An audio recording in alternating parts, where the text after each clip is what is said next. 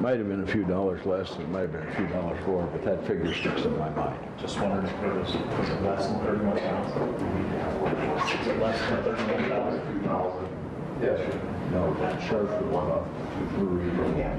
Town report has it at 31,000. Sharps has it at 36. I'm wondering if the state bid is less than 31,000. They've not ever heard of it.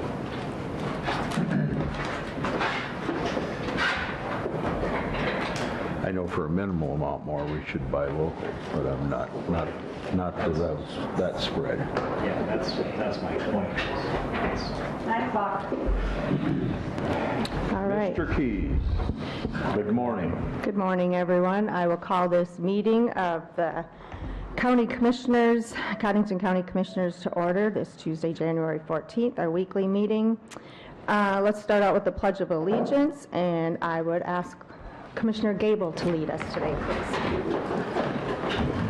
Pledge allegiance to the flag of the United States of America and to the republic for which it stands, one nation, under God, indivisible, with liberty and justice for all.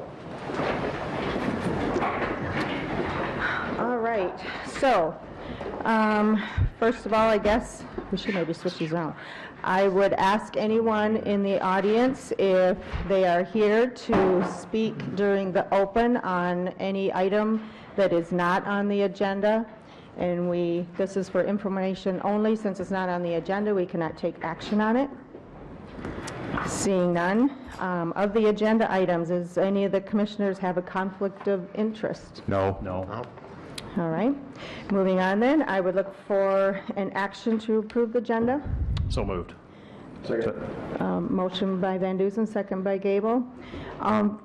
Excuse me. All in favor, say aye. Aye. Opposed? That motion carries. And we will have some items in executive session, but I believe of those items there will be no action taken. All right. Minutes of the January 7th, 2020 meeting. We have an action to approve those. So moved. Moved by Van Dusen, second by? Did you, Gable? Was there any additions, corrections? Seeing none, all in favor say aye. Aye. Opposed? That motion carries as well. Item number 6, program report by Cindy Dannenbring, the Executive Director of Interlakes Community Action. Good morning, Cindy. Good morning, Cindy. All we'll have you do is put on that little button here. Thank you. Okay, I am Cindy Dannenbring, Executive Director of Interlakes Community Action, and I like to come up every couple years and visit with you about the services that Interlakes Community Action offers in Cottington County. I have a report here that I will share with you, and we'll kind of review this.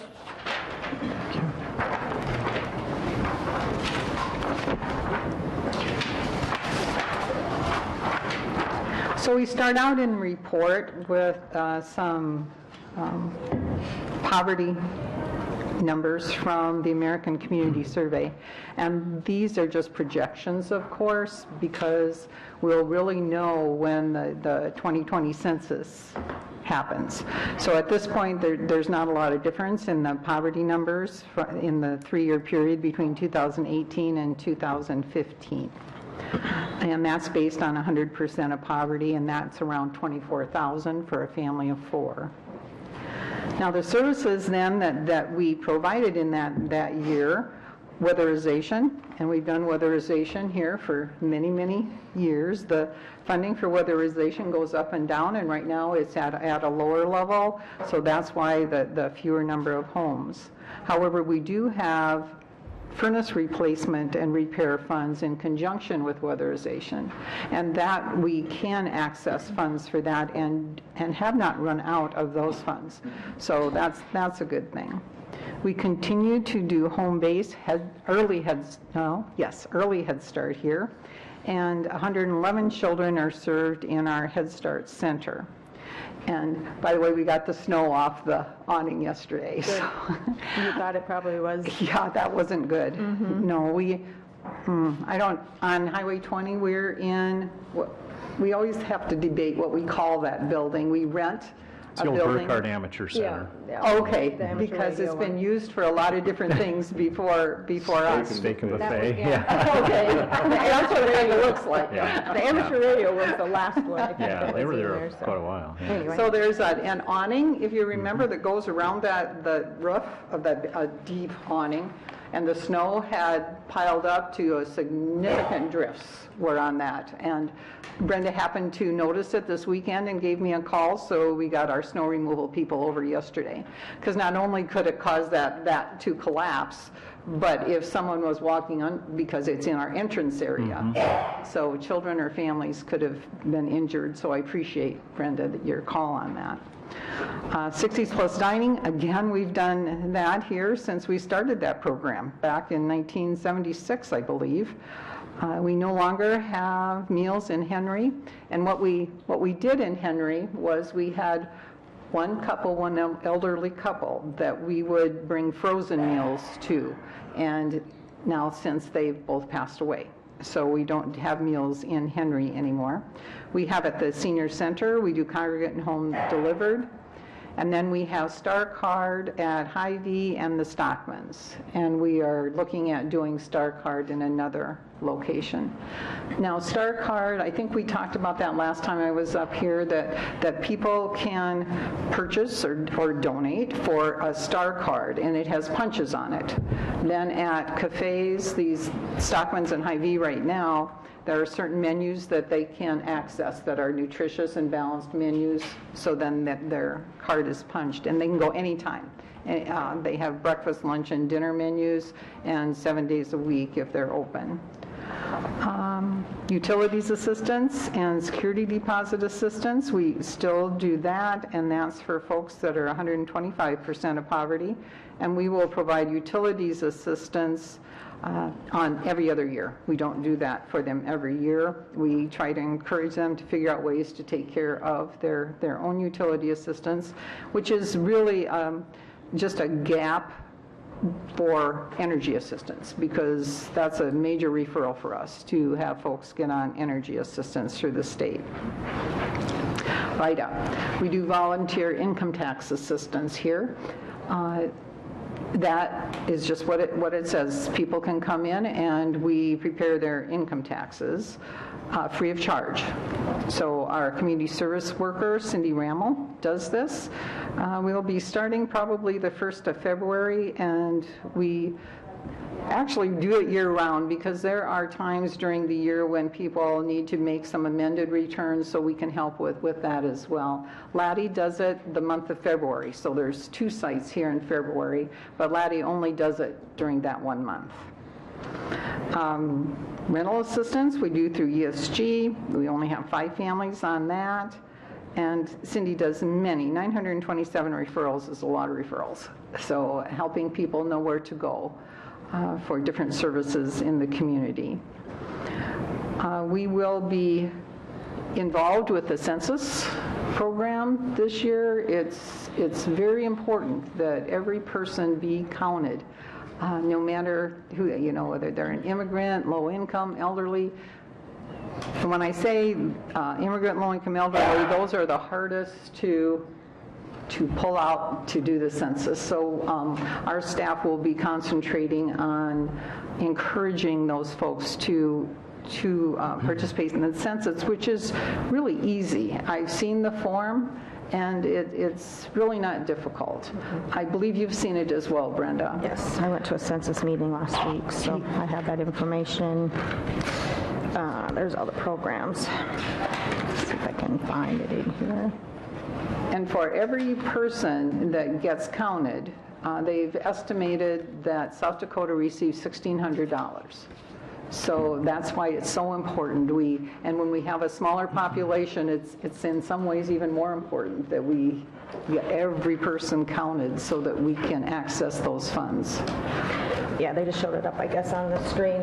They didn't have it in the packet. But Yeah. yeah, it really isn't that difficult to, not that many questions. There are 10 questions, I believe. Yeah, it's very easy. They do ask for phone number, but it's not tied to anything. It's just almost a quality control piece What they called it. within the census. But if people do not put a phone number in, I don't have a big problem with that, because some people won't have phones. So if someone feels uncomfortable with sharing their phone number, we aren't going to make that an issue about whether they complete the census form or not. As we do the VITA program, we will be handing out information on the census. The census won't start until April, but this is our opportunity to see some people, to get them thinking about when that census form comes, they need to get that filled out. We have a new program that's not on here. It's called the Watertown Transitional Housing Program, and you may have heard a little bit about that program. We work with people that are working with the drug court. We work with court services. We also work with people who have a drug felony and are working with a parole officer. We've recently received a grant through Department of Social Services called the SHARE grant, which will help pay for case management that we do with the client. And also we work with brothers and sisters behind bars who help with first 1 to 3 months of rent. And then we have some private funds that we can help with additional rent if it's needed. The goal is to get that person self-sufficient, working. We don't work on the sobriety. Human Service Agency works on the sobriety, as well as the staff in court services work with that piece. Our role is to help them get housing, secure, safe, and stable housing. And in many times, court services would prefer that not be where they came from, because that can be a negative impact for them. So we work with the clients on that. So that's a newer program here, and it's only here. Yeah, and it's just temporary at the Midwest Bible Camp, and then Right. what ICAP's goal is to get them into permanent, stable housing Yeah. after they move beyond that step. So- Yes, I thank you, Brenda, because the transitional piece is at the Midwest Bible Camp, if they have space. So, and then we will find other locations in town if they don't have any, but that's our goal, to have them be there for a very short time. And it varies by person, how long they'd be there, because it's a very individualized program. In addition, I have a question. I had someone made a comment or a question the other day came about the people that are in that transitional housing now are having troubles, are having a difficult time getting transportation available to get to appointments or whatever. Do you have funds that would cover that as well? We have supportive funds, and the funds that we received in this grant, which we are just getting, we don't have it in our office yet. We'll have some funding in there to help with bus passes and that sort of thing. And I'm actually working on addressing that with the transit and trying to figure out something, so that's in the works. And Well, that'd be the I guess the common answer, we have city transit, why not use that? That's absolutely that's right. what, Yeah, and we all agree that that's the research that So they that's should get used to being using addressed. that. That is Oh, being addressed. absolutely. Okay. yeah, Yeah. I'm on that. I was going to mention that actually, so Good. that has been addressed or in the process of getting figured out. Because that's a really good point, because we're trying to eliminate any barriers that are preventing that person from moving forward. Do they have enough kind of on their plate that they're trying to get over? So Yeah. transportation is a big one. Yeah. Madam Chair, can I ask a Yes, few questions? absolutely. I think the first question I had, just so people understand what we're talking about. So, and you're based out of the building here, walking on the Burkhardt Amateur. Yeah. Amateur Center's taking favor. The Head That's Start. where our That's where Head Start Center is. is. Okay. We have an office, That's down behind the bookmobile, the old Coddington Clark building. It's in the back side of that. see, you guys know all these, what it used to be. So, yes, we rent space for our office there. We're in 14 counties here in eastern South Dakota. Our main office is in Madison, but we have offices in every county. We go from the Sioux Falls area, so it's kind of along the I-29 corridor, and up to Grant County, Clark, Dual, and then down to Lincoln and Turner is our most southern counties. I knew it was a big It's a big area. Yes, yep. So where do most of the referrals for all of these services come from? Just can you give us a sense of how you find out about these people or how they find out about you? I think most of the time it's word of mouth that they hear about us and the other service providers. I asked the other way around. I asked our worker here who she does these 927 referrals, because that's a lot of referrals. Who does she refer to? And she talked about Salvation Army. So I'm guessing it's vice versa, that Salvation Army would refer to us as we refer to them, to county welfare, you know, to the school, to Goodwill, to Access Ministries, to different housing providers, Costello's and other landlords. When someone comes in needing assistance, they'll refer to us. So it can come from a multiple of places. She works with the school, back and forth with the school, because they know that we can provide some services, and you know, teachers care about their kids. So when they see somebody is in need, they let us know. Have you found in some of the counties where they have 2-on-1 now, say like Brookings County is one, Yes. have you found any difference in the way you get referrals with 2-on-1 in place, or does it look the same to you? It's all kind of transparent to you guys? Yeah. I don't think we have a way to tell that. Okay. You don't have 2-on-1 yet. We will, we just, hopefully by mid-February it will be implemented here, but you guys have it in Madison, right? We have it in Madison. Yep. We Yep. just signed a multi-agency partnership agreement. Good. With the city and a few other partners. But one question that I have, and it gets back to the census taking and stuff. How are people that move around a lot, or homeless people, how are they counted in the census? We don't have a lot during the winter, but I imagine our transient population increases in the summertime. So You know, how are those and that's people the counted? challenge. You know, that's why we need to make every effort to reach out to them, because they're not going to come to us. It's Is law enforcement a part of that? No, I don't think Because so. I know know. we used to do that. We used to take that information and then forward it. I don't know if that was a welfare office deal that we were doing, but where we would have, if we had contact with a homeless person, we would forward that information on so that we could keep track of the amount of homeless in our county. So that like actually that. might be a good one to add to our list. I'll let Tim know. We're trying to determine who all those point of contact people would be. The PD would be good. Yeah, I will- I'm sure the SO too Yeah, would be a I'll good mention contact. that as a couple more people to be added to that. That's a great idea, because when we do, we oversee the point-in-time count for homeless, and we reach out to law enforcement when we're doing that. And maybe because that's they what I'm know. referring to, Yeah. is I know that we had done that. But it's a good point for census also. Can I ask a couple more questions, Madam Chair? Sure. So just so people understand, where do you get your funds from to do all this stuff? I mean, you mentioned the census having an impact on that, and the grant from DSS for some of the transitional housing stuff. Specific, and each one, 60s Plus Dining Program, again, that's a DSS, Adult Services and Aging kind of grant. It's probably 75% of our funding comes from federal, and 25% is local, county, cities, private donations, also the people. You know, for 60s Plus Dining, for instance, they donate for their meals, so that's included too in that 25%. Okay, thanks. And then last question on the, I think it's my last one, on the 927 referrals. So this is all Cottington County data. It is all just Connington Yeah. County.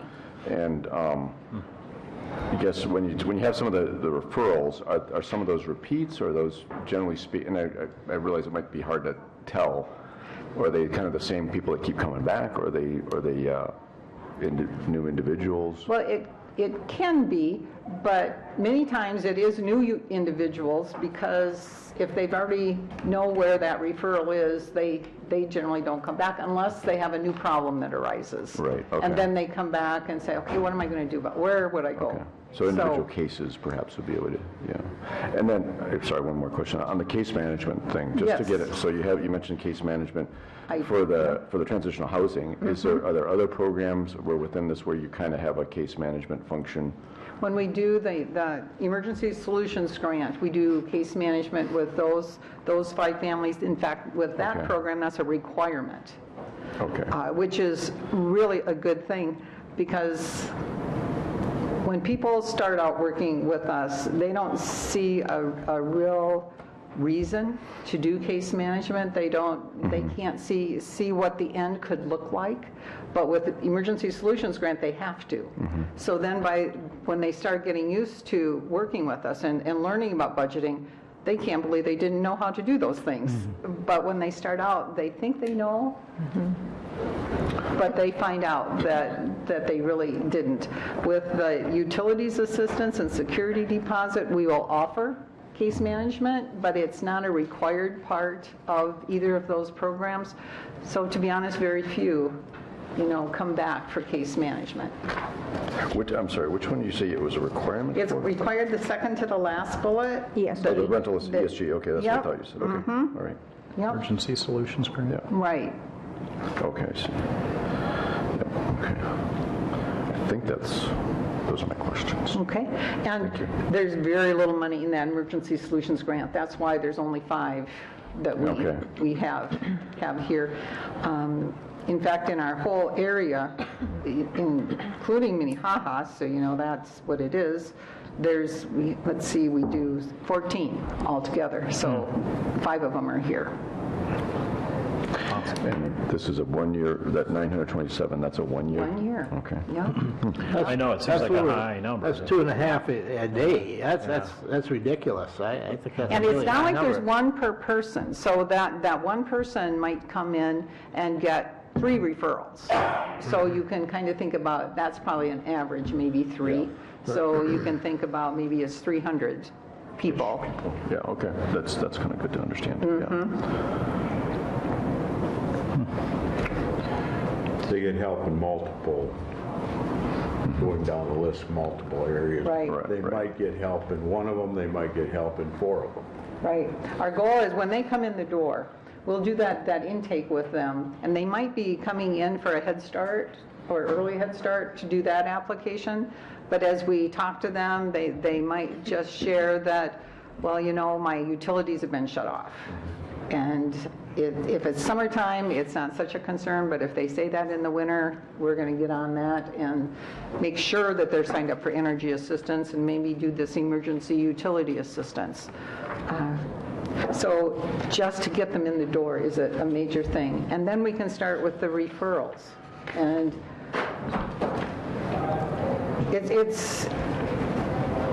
it sounds like, okay, we're trying to get them on all these programs, and to be honest, we are. When they come in, we want them to be able to eliminate as many barriers as possible to their self-sufficiency.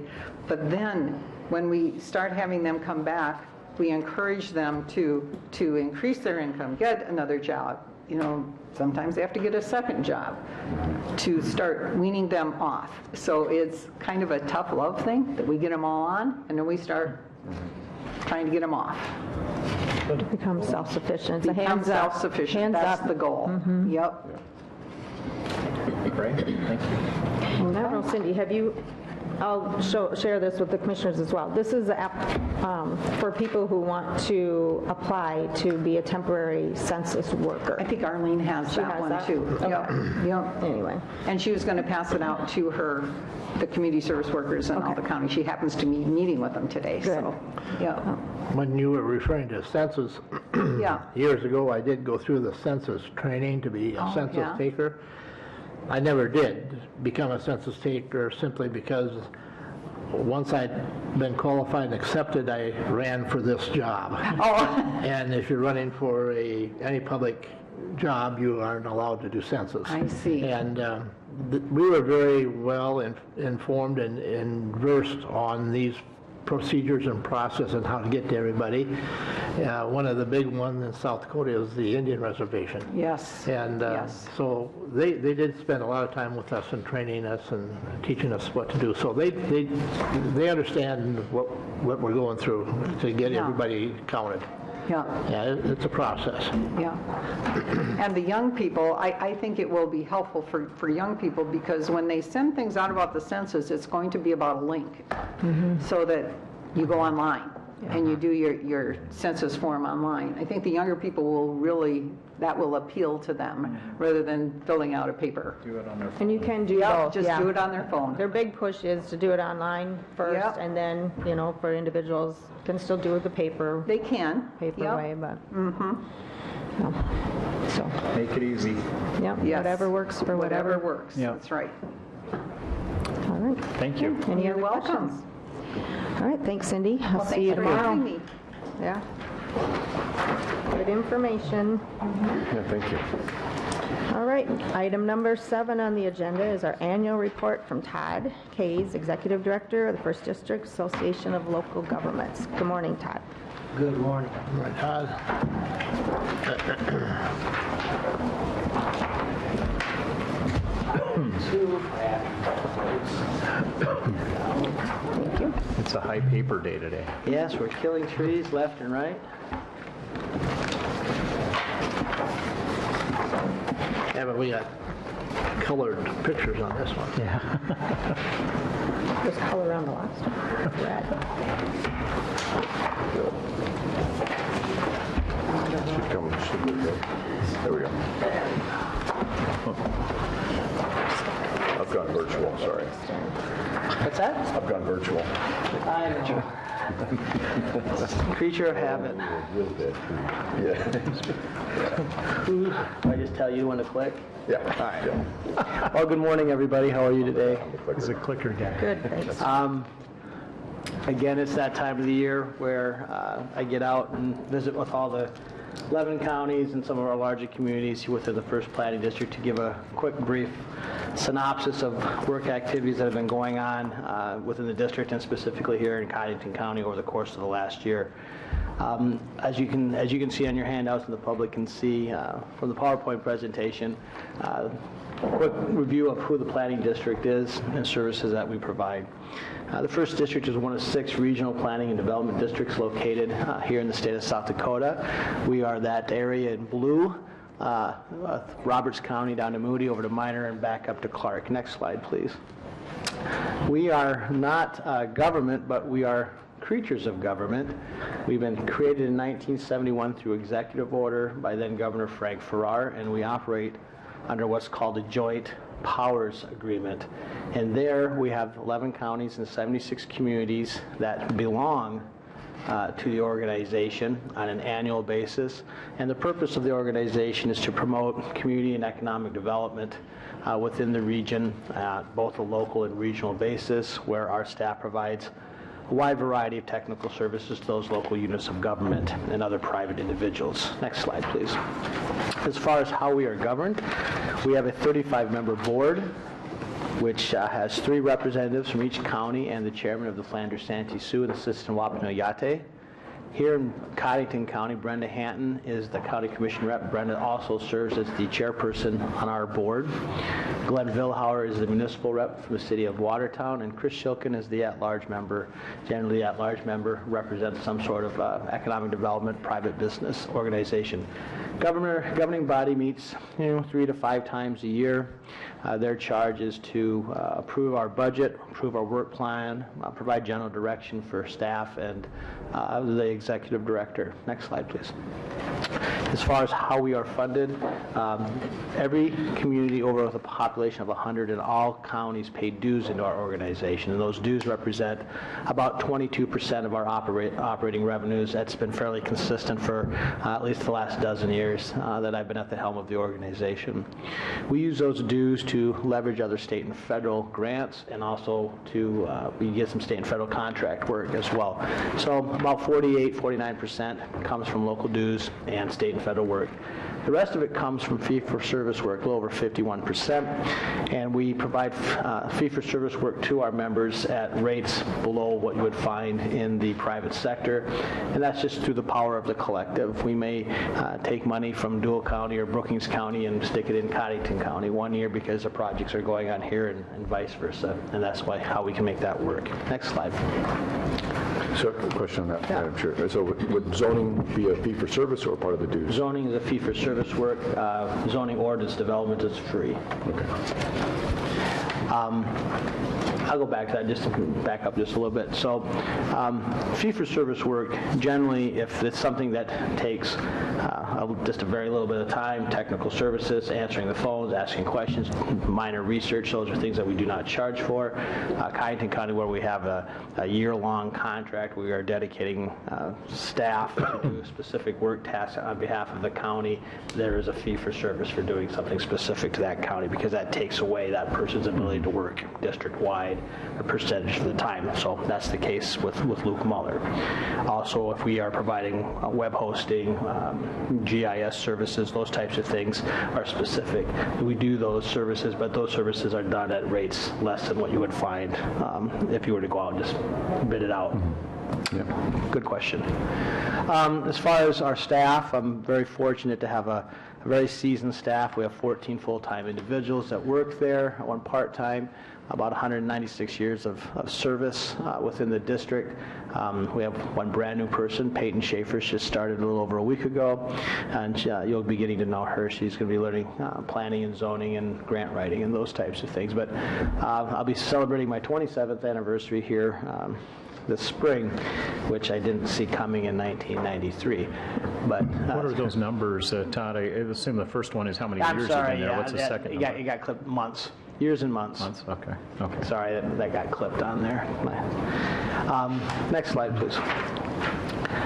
As far as what we do, most of everyone recognizes that we provide a wide variety of services. We write a lot of applications, a lot of grant writing, a lot of loan processing for community and economic development projects.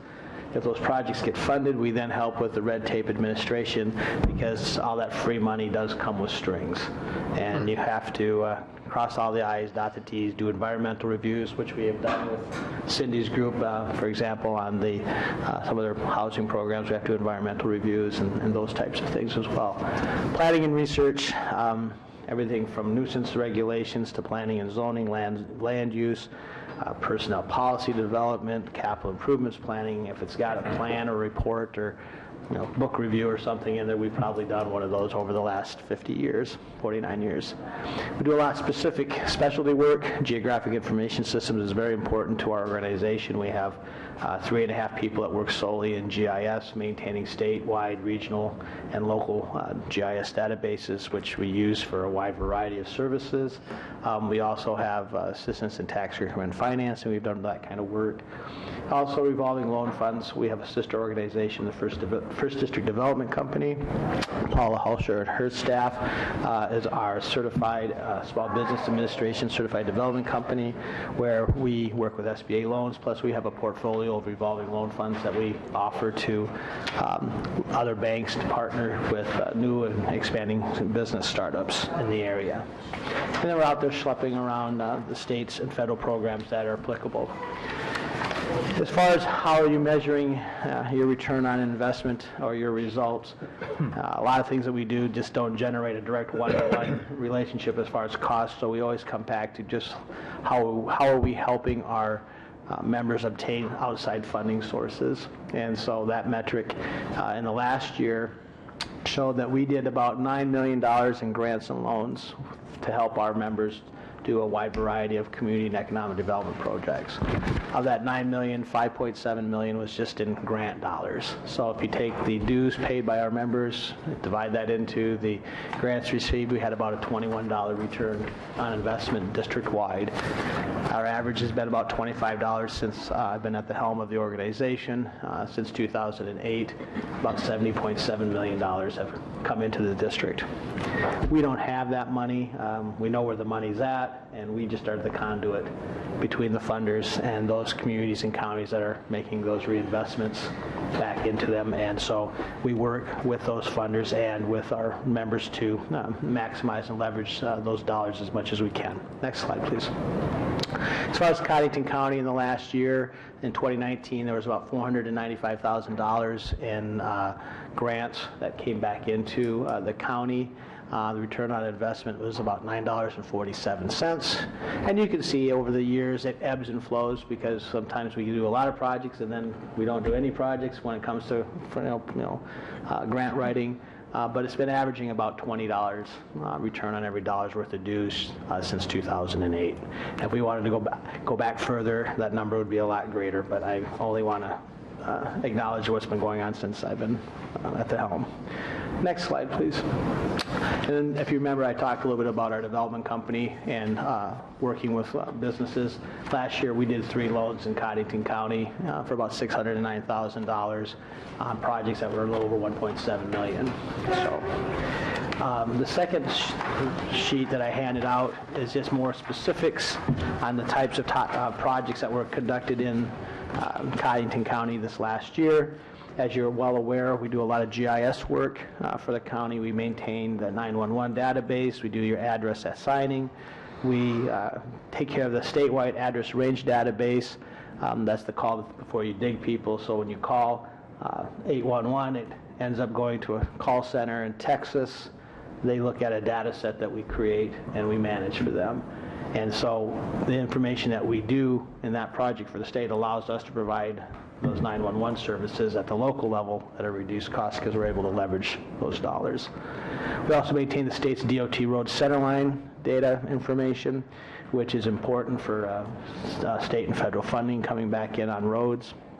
We maintain your GIS website, and we maintain your county parcel data set, and those are, if you go to your the website, you can find out all kinds of information about parcels and things in the county, and that is also, I know you even resell some of that data to help offset the costs. I know you're very well aware that since 2004, our organization has assisted the county being the zoning officer for Cottington County. We've been assisting the county with zoning since we wrote the zoning ordinance in 1974. But we've been doing that, and then Luke's there spending about 23 to 24% of his time at the county and doing county services with regard to zoning. Luke also worked on some zoning ordinance amendments over the course of the last year, and I worked with Rick Hartley in the development of the South Dakota DOT Bridge and Highway Plan that was submitted last October. We do a lot. This year there was a lot of things that were happening in Watertown. The grant awards in yellow are those things that we assisted Watertown and the municipal utilities and the Development Corporation in obtaining monies for some economic development grants through the South Dakota LIP grant program. We also assisted the Watertown Transit with that $28,000 savings that they did for utilizing our services on doing a coordinated transit plan for Cottington County and the other 14 or 16 counties that are part of that transit system. We're always out there helping the smaller communities with zoning and administration. We do different GIS training. Smaller towns weren't really listed much this year. We didn't have much for projects, but if you go back over the years, you can see that we're also working in the South Shore and Wallace and Florence and Henry all the time as well. So again, we're very happy and satisfied with our relationship here in Cottington County. It's a home for many of us, born and raised here. Cool thing that's happened in the last several months is we have a new home. And so if you haven't had the opportunity, come up to 418 18th Avenue Northeast. I know Myron and Brenda have been there. We'd be more than glad to give you a show, see our new digs. And we'll be looking at having a open house later this spring. So, any questions or comments for me? Yeah, Todd, I do have, have you ever worked with like a fire district or developing districts? I know off and on over the course of my many years, we've had those discussions. There is a process under state law to establish fire districts. There are public votes that are required. You can start the process, the county can start the process, but it's those individuals that reside in those areas that vote on whether or not they want to establish a fire district, tax themselves for those services, or rely on current volunteer, or in the case of Watertown survey, being able to provide those services. Short answer is we've never had to create fire districts within our planning district. Can we assist? Yeah, we can assist in helping with that. But it's a drawn-out legal process that you're going to have to go through to do that. Good question. Anything else? Well, we appreciate everything you do for us. I would just, I'd like to say it looks like our dues are $52,293. Combined all the county and all the municipalities together. And I think that, I think the return on investment that we're receiving in Cottington County is tenfold for what we're spending every year. And I think you guys do a good job. And I know if we didn't have Luke helping us out as far as zoning, we would have to hire our own county zoning officer, and it would cost a lot more than that. Yeah, I think to give you a cost comparison in Brookings, their community development person is in charge of community development and zoning. He also does Veterans Affairs, but that person makes over $60,000 a year. Yeah. And I know we're working for a lot less than that. Right. I would echo that, appreciate all the help. I mean, anytime we have any issues, we can come to you guys, and you've always been very good about helping us figure things out and very accessible, so we appreciate that. And Brendan knows, I always tell the board, our mantra is all you have to do is ask, so we're not sitting around twiddling our thumbs waiting for something to happen. Something's always going on, so you have to ask and get in the queue, and then we'll take you as it comes. So. I'd like to see just some more grants, if As he referred to, free money. those come and go, and I know. Let me tell you a quick funny story. It's not really a funny story, it's more of an observation. In 1993, when I started working for the district, I always come back to say that the pies were a lot bigger, and there weren't as many people hungry. Yeah.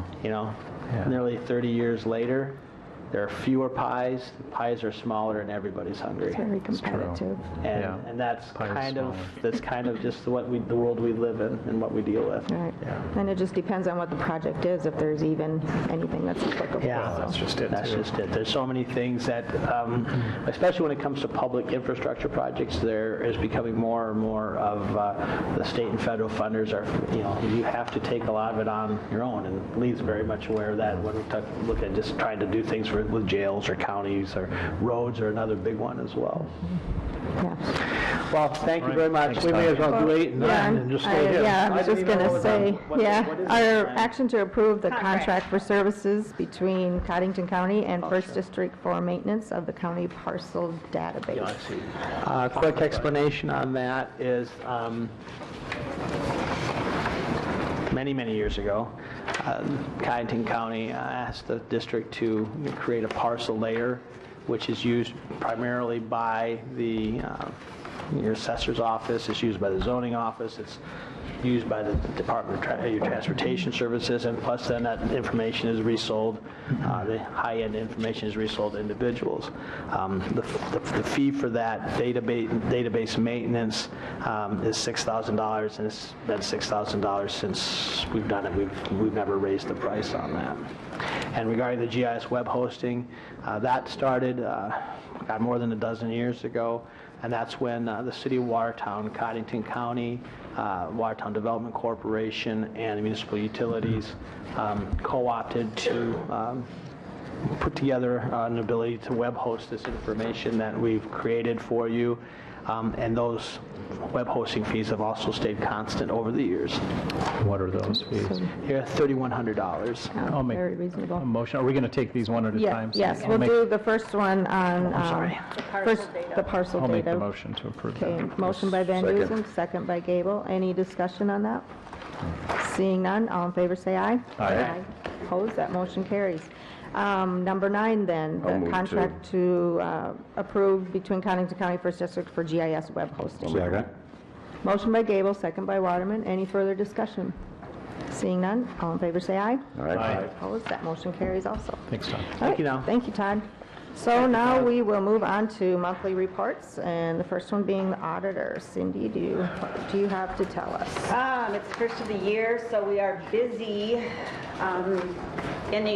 cleaning up the end of 2019, getting 2020 ready to go. There's been 3 of us working on the payroll resolution and the January salary worksheet to make sure that each employee gets paid the correct amount in January. Once we put those numbers in to our database, they stay in there, so we don't have to do it every month. But it's very important that we double check that several times to make sure we're getting the employees the right amount of salary. Annual reports are also due. We will be working on those for the next 3 months, basically. Tax notices have been run and mailed out. And petitions, this January 1st was the first day that you could take a petition out to run for any kind of office for the 2020 election year. So we have a number of offices that are on the roll this year. That would be Commissioner District 2, Commissioner District 4, the state's attorney's office, and the county treasurer. Those positions are all up for re-election this year for the local offices. March 31st is the deadline to file your petition if you're running as a Democrat or a Republican. Independents have a little bit longer to file. It's into April. I believe it's April 28th. All right. So we will be busy. These next 3 months are usually our busiest months of the year, January, February, and March. And then, Except for election years, yeah. yeah, well, election years are even busier. There's a number of public notices that I have to print for regarding election deadlines. And then we'll jump right into getting the 2021 budget ready to go. Be busy year. Yes, it is. All right. Do you want to do the account, or do you want to wait and go further down? Okay. All right. Director of Equalization, Shauna. Good morning. Good morning, Shauna. Morning, Sean.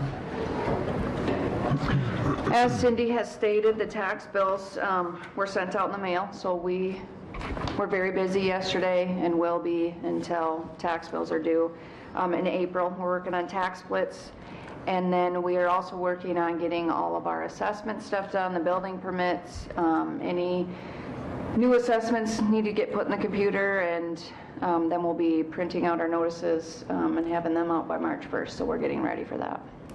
All right.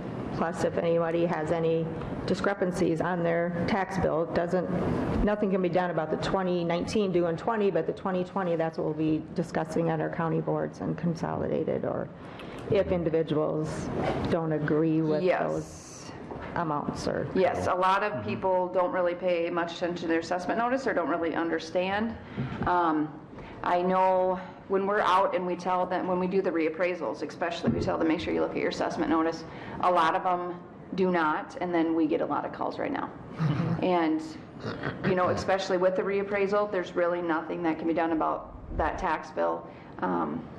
And so then they can appeal it, you know, their assessment this coming year, but we're already a year in, so. Did you say what the deadline was for an appeal once they get? Once they get their assessment notices in March, April 7th is for the city, but the county is the second week in March, the second Tuesday March. That's to go to local boards. And then they sent out the dates. We will be holding boards Tuesday after Easter Monday. It's early this year. I think April 12th is Easter, and so then the Tuesday, April 14th, I think, is when boards are. So mark that on your calendars. Okay. that will be, well, depending on what comes in, will be the county and then the consolidated with the city. Yep. That will be the first name. Okay. $32. All right. That's Anything all I else? got. Any other questions for Shauna? Thanks. Busy on Thanks for coming. Thanks. All right. Next report would be the welfare director with Sarah.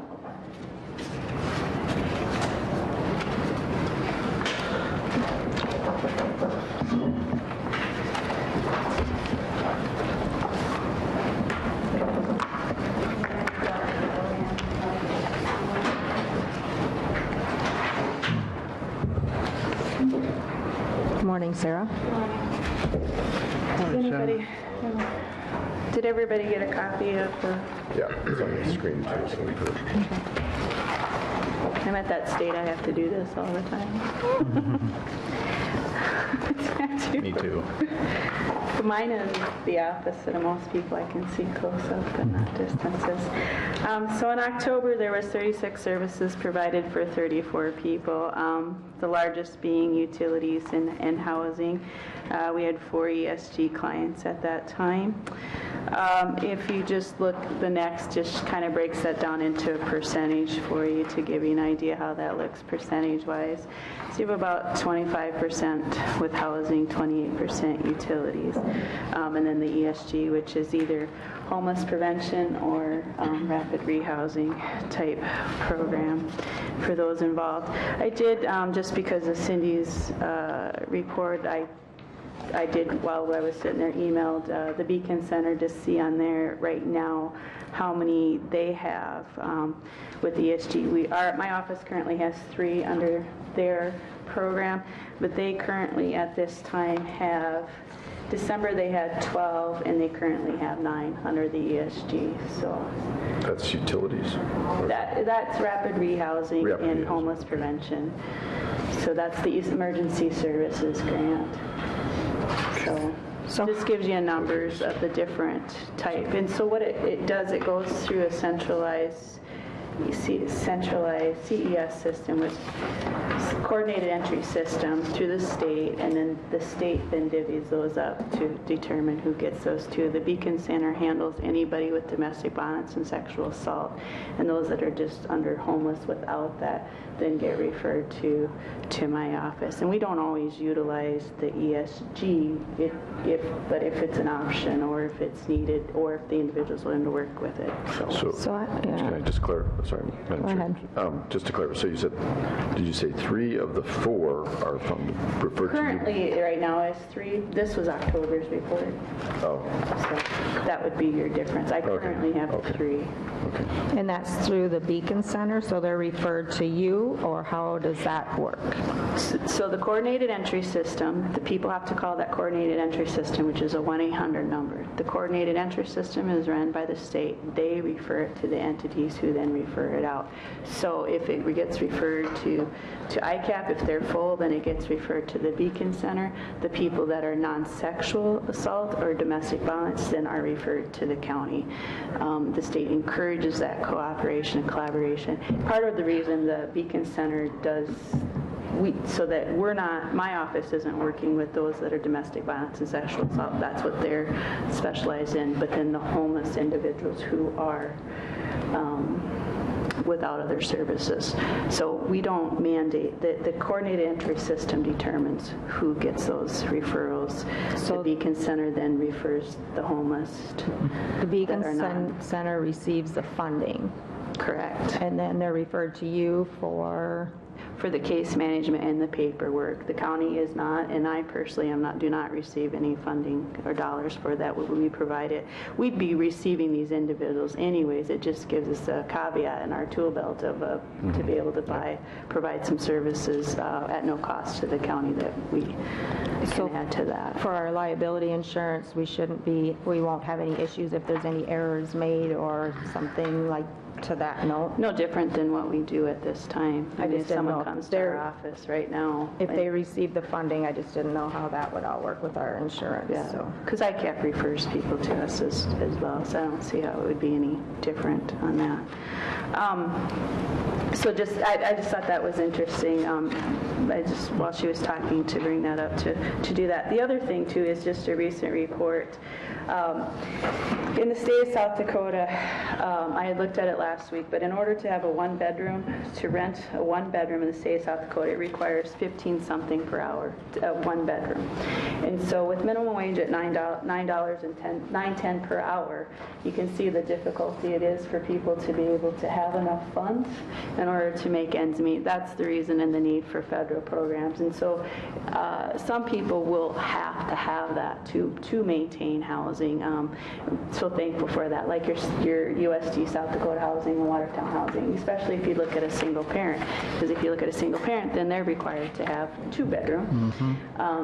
type thing, and so a 2-bedroom home for a single parent to, I mean, if you do the 1-bedroom, that's $15 an hour. It can be difficult. So just that was a statistic report that was put out. I looked at it.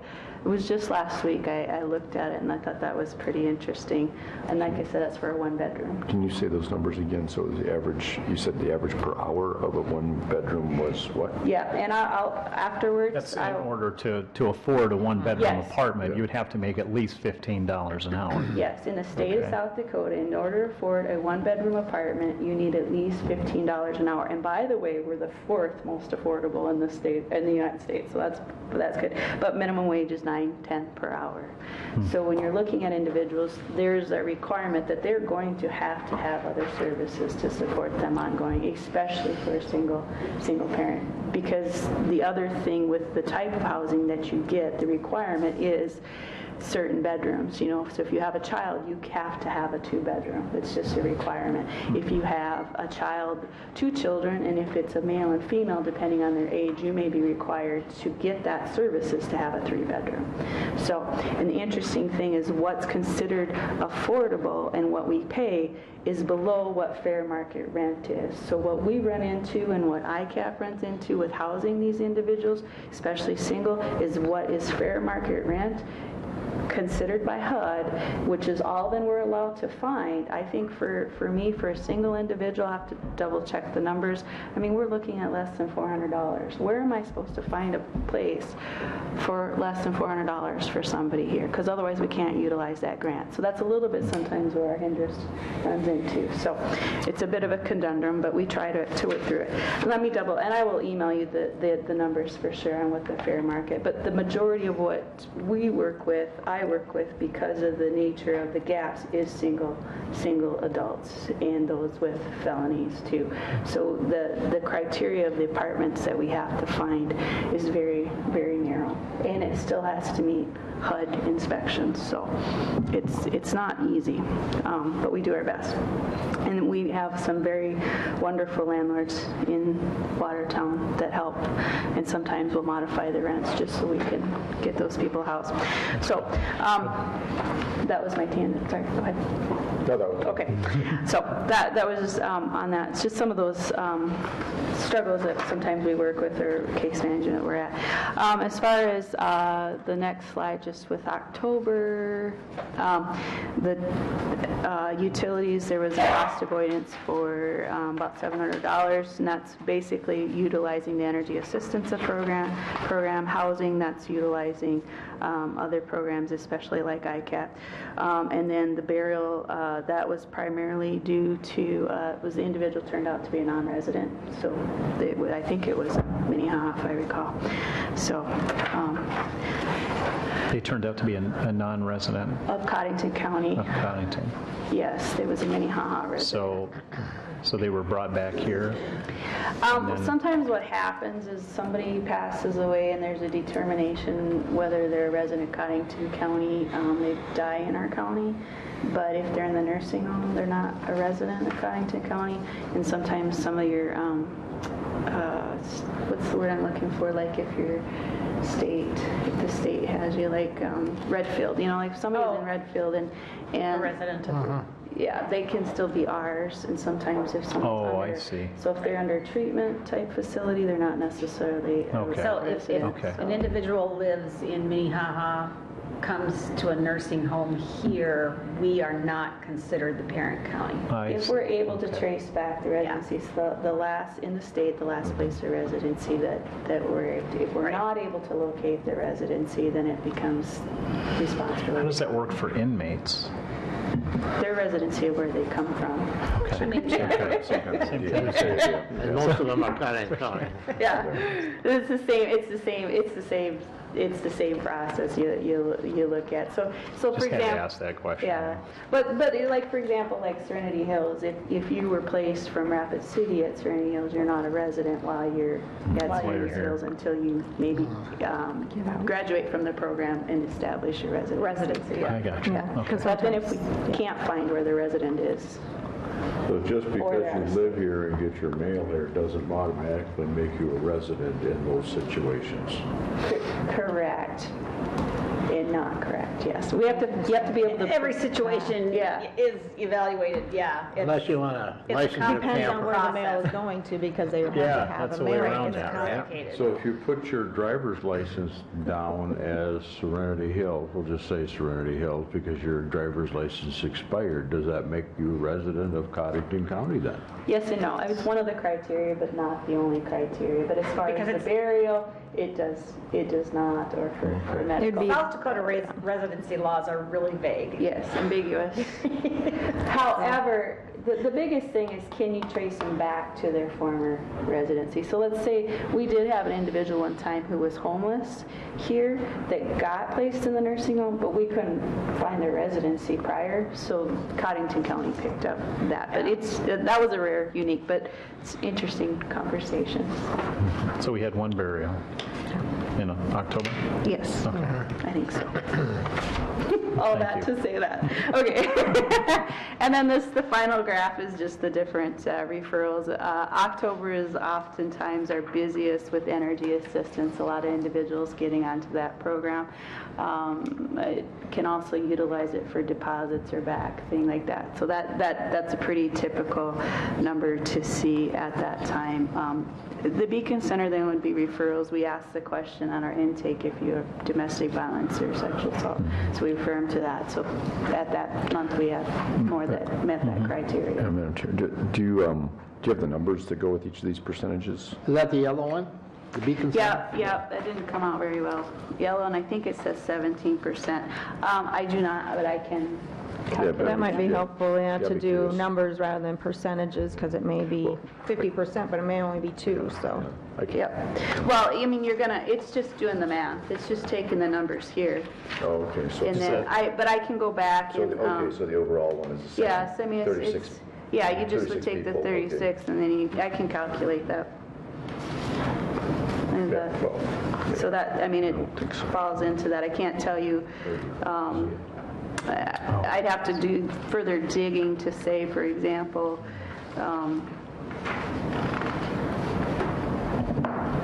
it could have been that a utilities, housing, and ES, or economic was referred to Beacon Center. I can't correlate Yeah. those without, I can Yeah. go into the data if you want me to and specifically. Because they're pull labeled that. differently then. Yeah, All because right. this is the type that they're asking. But if you call our office and ask for housing and your domestic violence or sexual assault, you're referred to the Beacon Center. So, because they have a lot, wraparound services and stuff, and if they can't help at that time, they'll let us know, and we can go from there at that point. But that's just an agreement we have. If ICAP has funding for the common calls for housing and ICAP has funding, that's where we send them to first. So we just ask a list of questions on that to make that determination. I think that's all I had, except for I don't know if you guys want. We can move on to the indigent, but I do have one more question. So we previously had a room for individuals at the Palace. I believe I seen an email. We have 2 different entities now that we have a room in, is that correct?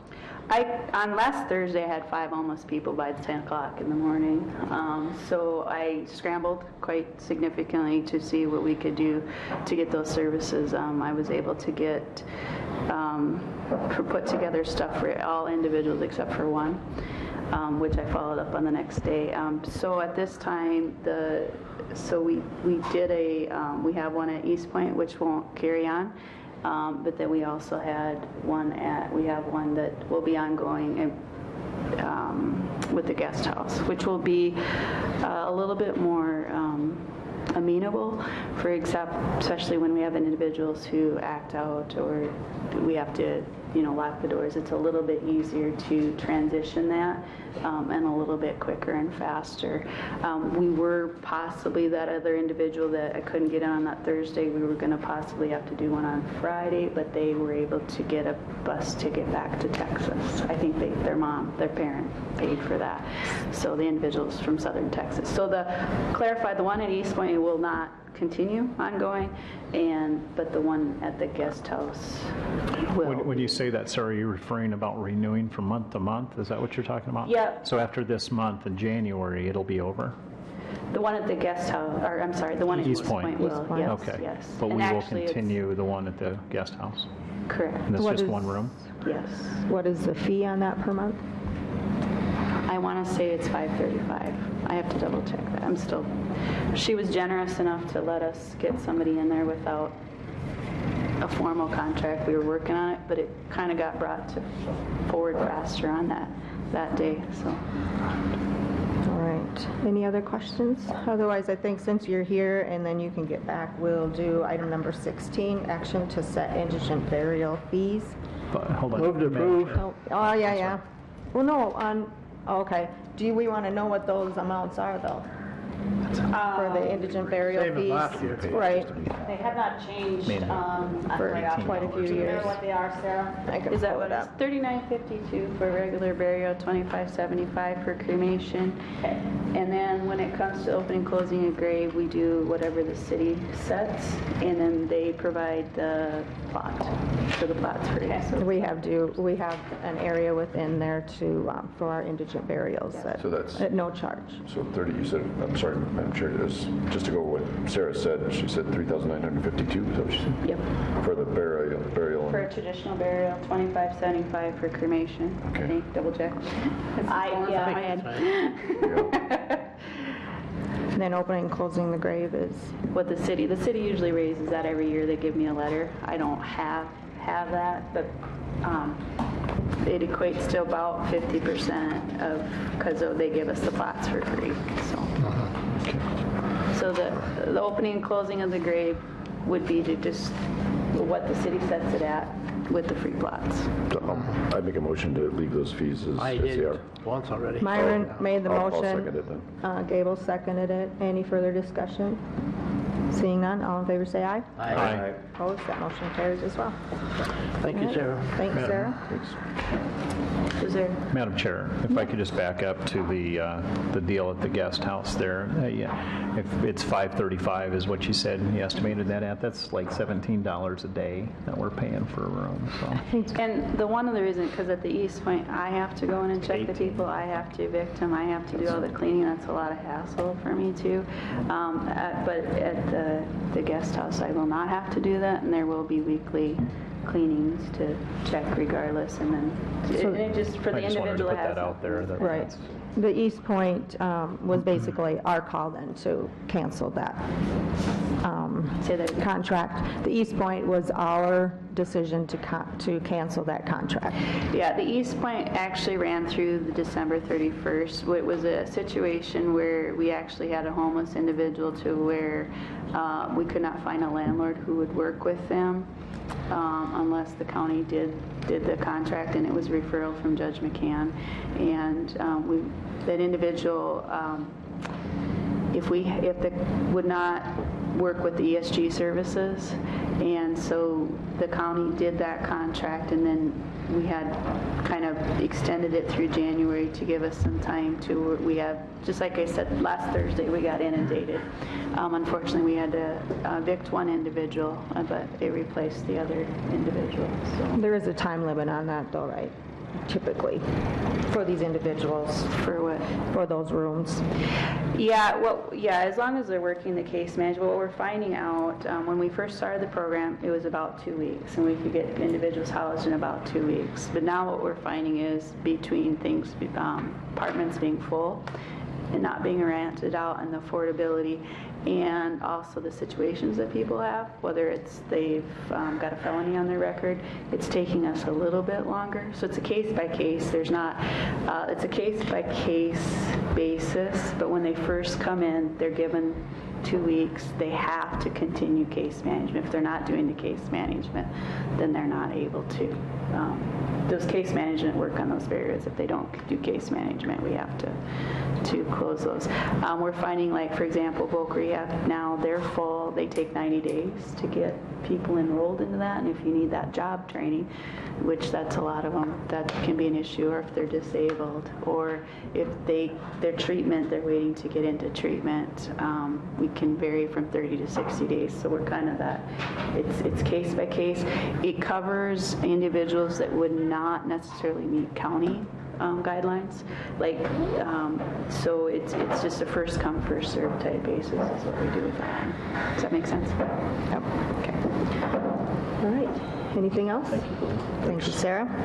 We will move on with weed supervisor, and that would be Steve. Weeds. Get prepared for that. Yes, weed can. Good morning, Steve.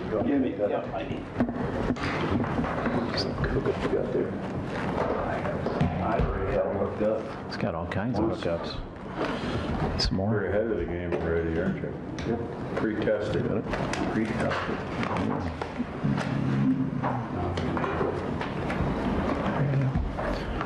Turn your mic on, Steve. Love it.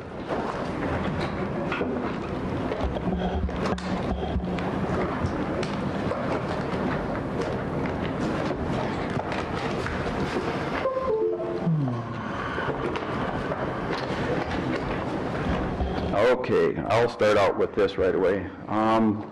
This is what I've been doing with the right-of-way stuff. I have, Is that what you do? yep, this is what I have. I got a jump drive. I'm putting stuff on a jump drive, and this is by each township and range, and I have, so each one of these is what I've done. I've just lately, and so I went through, reviewed them all to make sure they all correlated with the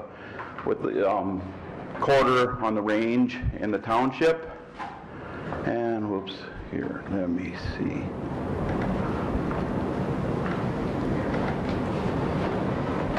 So this is some of the stuff that I've gotten from the register of deeds and stuff like that. So some of it, gross, the images aren't the best and stuff like that. So I have to go on and make sure and double check to see what everything is.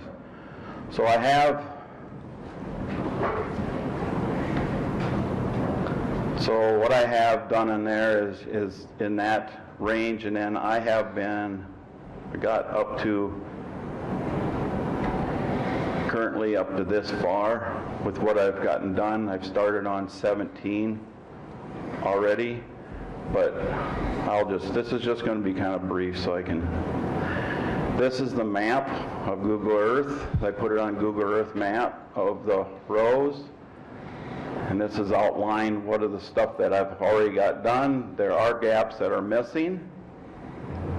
And each color indicates the width. For instance, the blue here is 16.5 feet of each side of the right-of-way additional. These are 8.5 feet. And this is 7 feet of additional right-of-way. So, Okay, so I have to stop you here for just a second because I need clarification on this. You've gotten what done here?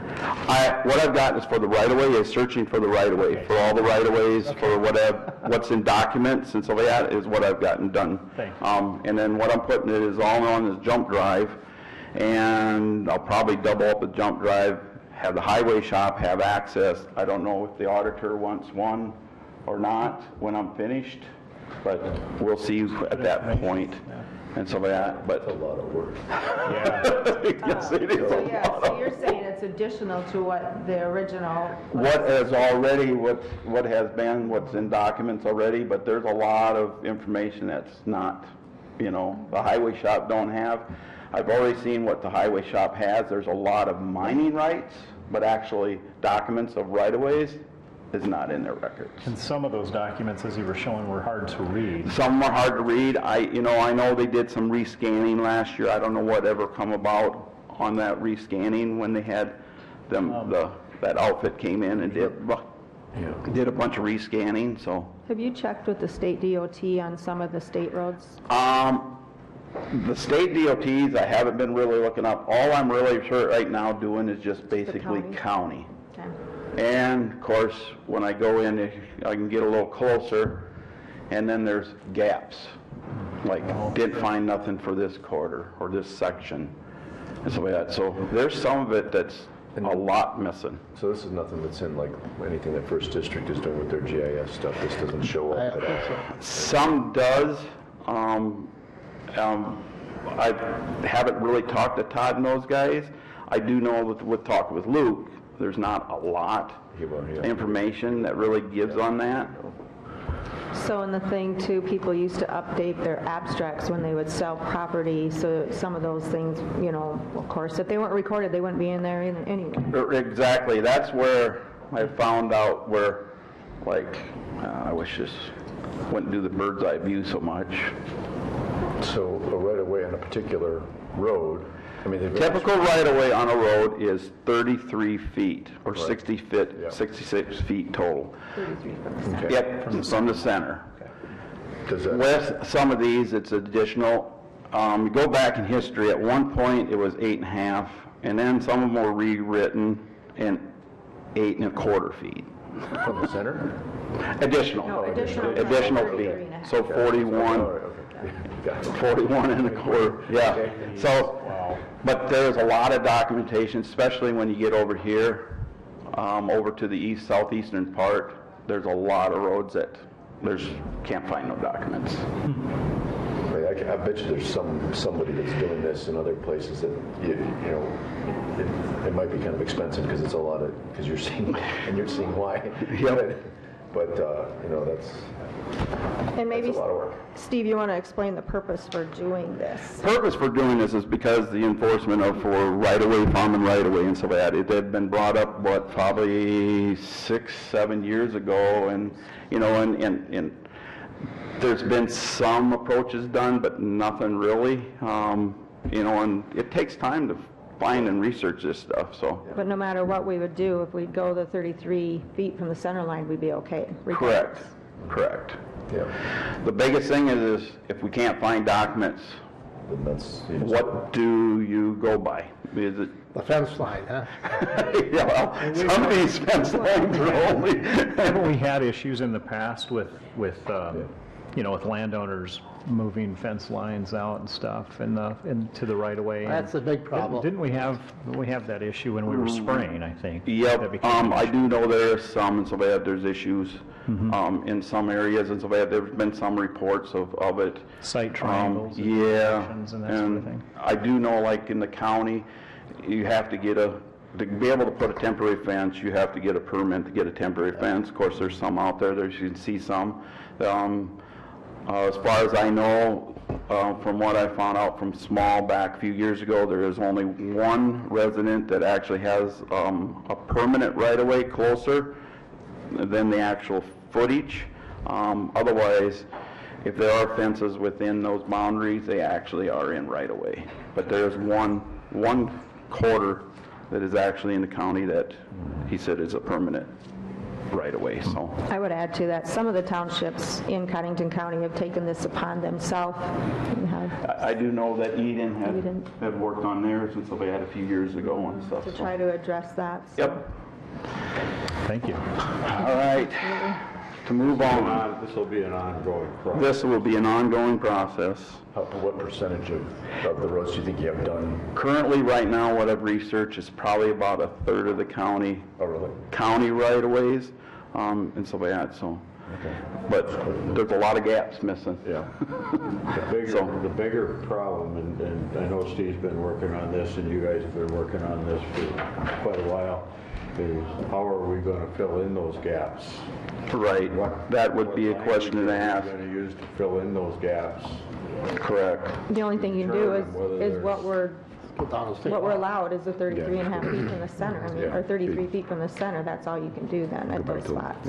My understanding that originally the landowner was supposed to turn that in, and not all of them did, and maybe some of them got lost, and Yep, that's my research, found out that, you know, as landowners, and you can tell, because some landowners that had it, you can see that everything was brought in, and then other landowners at that time frame, you know, wouldn't even bring it in, so. Just didn't realize, some of them didn't realize the importance of it probably, or realize True. it was even. You know, and a lot of this stuff, you know, these county roads were developed because of a grant from Eisenhower and so that, because of the road structure in Germany. He really liked the road structure, so he got federal money to put roads in. And that's how all these roads got additionally developed and stuff. So it's quite a history after finding out all this, how the structures were I have a done. question, and Rick may want to get involved in, there's a place on County Road 11 where the farmer is fenced right up to County Road 11. And it's where there's a bridge, because you couldn't fence through the creek. When you look at it common sense, you gotta say, well, he brought the fence up to the, Right. well, not on the road, but real close to the road. Well, I had a neighbor complaining about it, so I went and I talked to Rick Small, Rick's predecessor, and Rick said, well, he'd given him a permit. I've never seen a permit. Is there a permit? Do you have them on file, Rick, or? There's something in there that. There are some. Most of it's temporary, like on a bridge, most of them they're made so you can put your fence up to there, so you don't have to fence across it, because then it just causes problems down the road with high water and. So what's temporary, 10 years or? The temporary is every year. Year by year. Every year they have to renew it. If you wanted to put up electric fence, say out here along 11. Well, do they have to take them down then? They're supposed to take them down before we mow. Well, this one's been there now for about 5 years or more, so that's. Well, he can maybe go in and get it renewed, though. That's a possibility. You don't have to take it down necessarily to renew it. That one along the bridge there, north of Broadwell. Yeah. Yeah. And that one would be tough because a lot of times the water is right there. Yep, it is. And the fence is down in the ditch, most of it, when it comes up to the bridge. Right. Otherwise, they want to get up on the shoulder and put a temporary fence in. That one, that's probably why that one is left in there like that. So. Comes further down. Thank you. You bet. Well, to go on, in the last recent week or so, been doing recertification classes. I still have one to attend to in February. Coming up, Sioux Falls Farm Show. I've been asked to work on January 31st, and the weed booth is in the Denny Sanford Center. If anybody comes down to attend. Watertown Farm Show, I will be working on the 15th on Saturday in the booth. Then coming up, Weed Conference is the 19th through the 21st. And that is in Aberdeen. And I have all of those fees few and so like that. I do have travel requests in. And then annual weed meeting. Had a weed board meeting here a little while back, and it is set for February 26th on Wednesday evening. And it is Ash Wednesday. We had made discussions of other possibly dates, and they all decided to basically hold it on Ash Wednesdays, or on that Wednesday yet. What time is that? 6:30 will be the soup supper, followed by the meetings, probably. And that's the annual towns and. That's annual towns, and yep. February what now? February 26th, Wednesday. Go on our Board. Yep, list. Cindy's gonna skip bowling and help. That's because she likes the oysters too. No, she likes Wisconsin cheese. You better get the right kind of soup so she'll show up. So currently, that's all I have, so. Any further questions for Steve? No, good rundown. You can put me down for a server. Okay, thank you. Thanks for your work Right. on that. Thanks for working on all that stuff. Thanks, Steve. It's a lot of work. It is very time consuming when you start digging through those records. Thank you, Steve. Switch on. Just Right push there, the that little button. button. Just about. Green. There you go. Fancy. Thank you. Thanks. Thanks, Steve. All right, we will move on to item number 11, discussion action regarding cost of highway trucks approved on January 7th, and Rick will explain what that's about. Wait, Rick. Morning, Rick. I'm going to turn your mic on, Rick. I would like to thank Steve and Todd Kays for all the work they do. It helps the highway department out greatly, so they do a good job. Yeah, getting that information. Yep. All right, on the trucks that we're buying off the state bid, the vendor, between the vendor and I, we did not put the 5-year warranty on the price that I gave you last week. And to add that on each truck, it's $2,450 for a 5-year warranty on the... Per truck. Per truck, yes. 2,450. 2,000 what? 2,450. So we would need a motion to add that cost to the Original. Yeah, Amount. we're going to go with the original motion, and then I'll a make the- motion to add the I'll make the warranty motion. cost. I'll make the motion. Thank you. Okay, I I'll have a second. motion by Gable. Charlie seconds. Charlie, a second by Charlie. Any further discussion? How does it affect the budget, that line of, so it's still within? That was in the budget, so Okay, all right. it just got, when we talked about it... We just didn't have it in there. Just Okay. didn't have it on there, so... Okay. It's better or very important that we have that on there than not, so. This will give us bumper to bumper for 5 years, so to speak. So to speak, yes. All right, any further discussion? Seeing none, all in favor say aye. Aye. Opposed, that motion carries also. Are you All right, gonna- thanks, are you gonna Rick. hang around? What's that? Are you gonna hang around for a while? Yep. I gotta. Okay. All right, item number 12, action to approve the auditor's account with the treasurer and note to the register of deeds monthly fees. This is a report of the cash and cash items as on hand as of the last day of December, the last business day of December. Shows you where our money is deposited and our fund cash balances as of the end of the year. And then the register of deeds fees collected in the month of December were $29,174.70. Make a motion to approve. For a motion, got a motion by Van Duzen, second by Gable. No, wait. Or it was Waterman. Okay, any further discussion? Seeing none, all in favor say aye. Aye. Opposed, that motion carries. All right, item number 13, action to approve the 2020 payroll resolution. Cindy, do you want to do some explanation This first? is another project that we have been working on.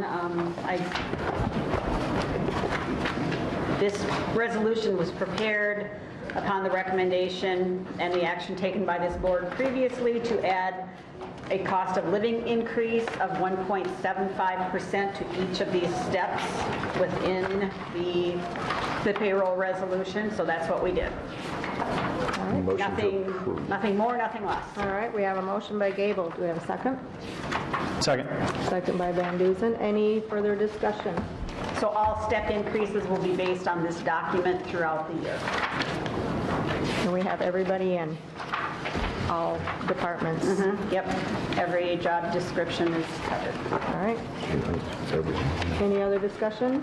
Seeing none, all in favor say aye. Aye. Opposed, that motion carries also. All right, item number 14, discussion, possible action to appoint members to the Planning Board, Weed Board, and 4-H Promotion and Expansion Committee, and I'm guessing you'll want to take these all individually. Correct. So, Okay, we'll start with Planning Board because that is the one that is listed. Luke has indicated to me that Robert Fox and Brenda Hanton have agreed to extend their membership or their appointments to the Planning Board. So those are the recommendations, is to appoint Robert Fox and Brenda Hanton through December 31st, 2022. I'll make that motion. a motion by Gable. Do we have a second? Second. Second by Van Duzen. Any discussion? So this is just for those two members, or is this for the whole slate? Just for the two members, Okay. because the others have, Right. their They're still good. terms Okay. have not expired, correct? They'll rotate. The other members of the board are Charles Rosso, Rodney Klott, Mark O'Neill, and Mel Reese. And I serve as the liaison. Correct. All right, any other discussion? All in favor, say aye. Aye. Opposed, that motion carries. All right, next we'll move on to the County Weed Board. And is it Ron Mooring. Ron Mooring and Chris Copeland? Yep. Will be appointed through December 31st, 2022. Other members of the board are John Conkey, Arlen Banky, Jim Thean, and Brett Henricks. A motion to approve. Second. I have a motion by Van Duzen, second by Waterman. Any other discussion? Everybody's And we'll good? set the meeting, or did we? That's Further a down? separate, yeah, Okay. that's a separate item. Okay, all in favor, say aye. Aye. Opposed, that motion carries. Next And then I board laid will on be- your desks the 4-H Promotion and Expansion Committee roster, which I just received yesterday. These are the recommendations from Jody Layer, the 4-H Program Advisor, Youth Program Advisor. So move. Okay? All right, we have a motion by Johnson. Do I have a second? Second it. Second by Gable. Any discussion? Seeing none, all in favor say aye. Aye. Opposed, that motion carries. All right, item number 15, discussion possible action to set compensation for planning board and weed board appointees, and that's for basically attending the meeting. They also receive mileage, right? Yes, currently, the policy is to pay $35 per meeting, plus the federal mileage rate, and then for appointees of the weed board who have to attend day-long meetings, that amount was set as at $100 a few years ago to reimburse those board members if they have to attend a day-long meeting. I cannot tell you if January of 18, I don't know what date, that the minutes was approved. I know it was discussed last year and nothing never got voted on. So this hasn't been changed We in did 2 something years? with that. Well, if it hasn't been changed, then, I mean, if it wasn't changed, then it's probably still in place. Yeah. At the $100, that's what you're talking about. Yep. Yeah. Was that specifically It's specifically for weed? day-long meetings. Basically, it'd be district and annual conference, where there'll be 8-hour plus days. Because it was getting to be a challenge to get individuals to go, leave their work and be able to go to And that. it's primarily the weed board. Is there a recommendation from like a It's specific your amount? recommendation. Yeah, it's my recommendation. To leave it at 35 Oh, and to leave it as it 100. is? Okay. Yeah. Okay. I'll make that motion then. We have a motion by Gable, a second by Waterman. So that will take care of all the boards except for with the addition of the $100 for the weed board. Correct. All right. Any discussion? Yeah, I did have one individual on the planning board approach me that thought it was really not hardly worth his effort to drive in here for $35. I think probably part of the reason for that pushback was we had a lot of meetings last year. Planning and zoning, we were meeting, with the wind tower and the capital deal. I mean, we were meeting unbelievably a lot. A lot of those meetings were during harvest, during when they should have been out in the field, there was no recommendation, they didn't say what they would be happy with or what, other than the fact that they thought it was, if you drive in from, 30 miles out, $35 isn't much, You do get mileage. They do get mileage, yeah. Are they submitting that Yes. mileage to you? Yes. Okay. Yeah, they are submitting their mileage, so I just was going to share that with you that not everybody's happy out there, so I wouldn't make any recommendations other than what we have. It would probably be something to look at in the future, but I don't know how long these standards have been set. We as far as I know. We just talked about that, didn't we? We Just did address this a that? few years ago. We upped it a few years back, It might have but been 30. I think it was 30, went up to 35. like But a I mean, couple- we do, I mean, these, we've sat through these zoning meetings and they are slogs. I mean, to be, 4 or 5 hours sometimes, when the. Some of these planning meetings get really long. Yeah, And, so- and the planning board is different than the weed board. I mean, you got your neighbors that are just there to hate you. I mean, you get a lot of pushback. The planning board is a very tough board. It's a tough one.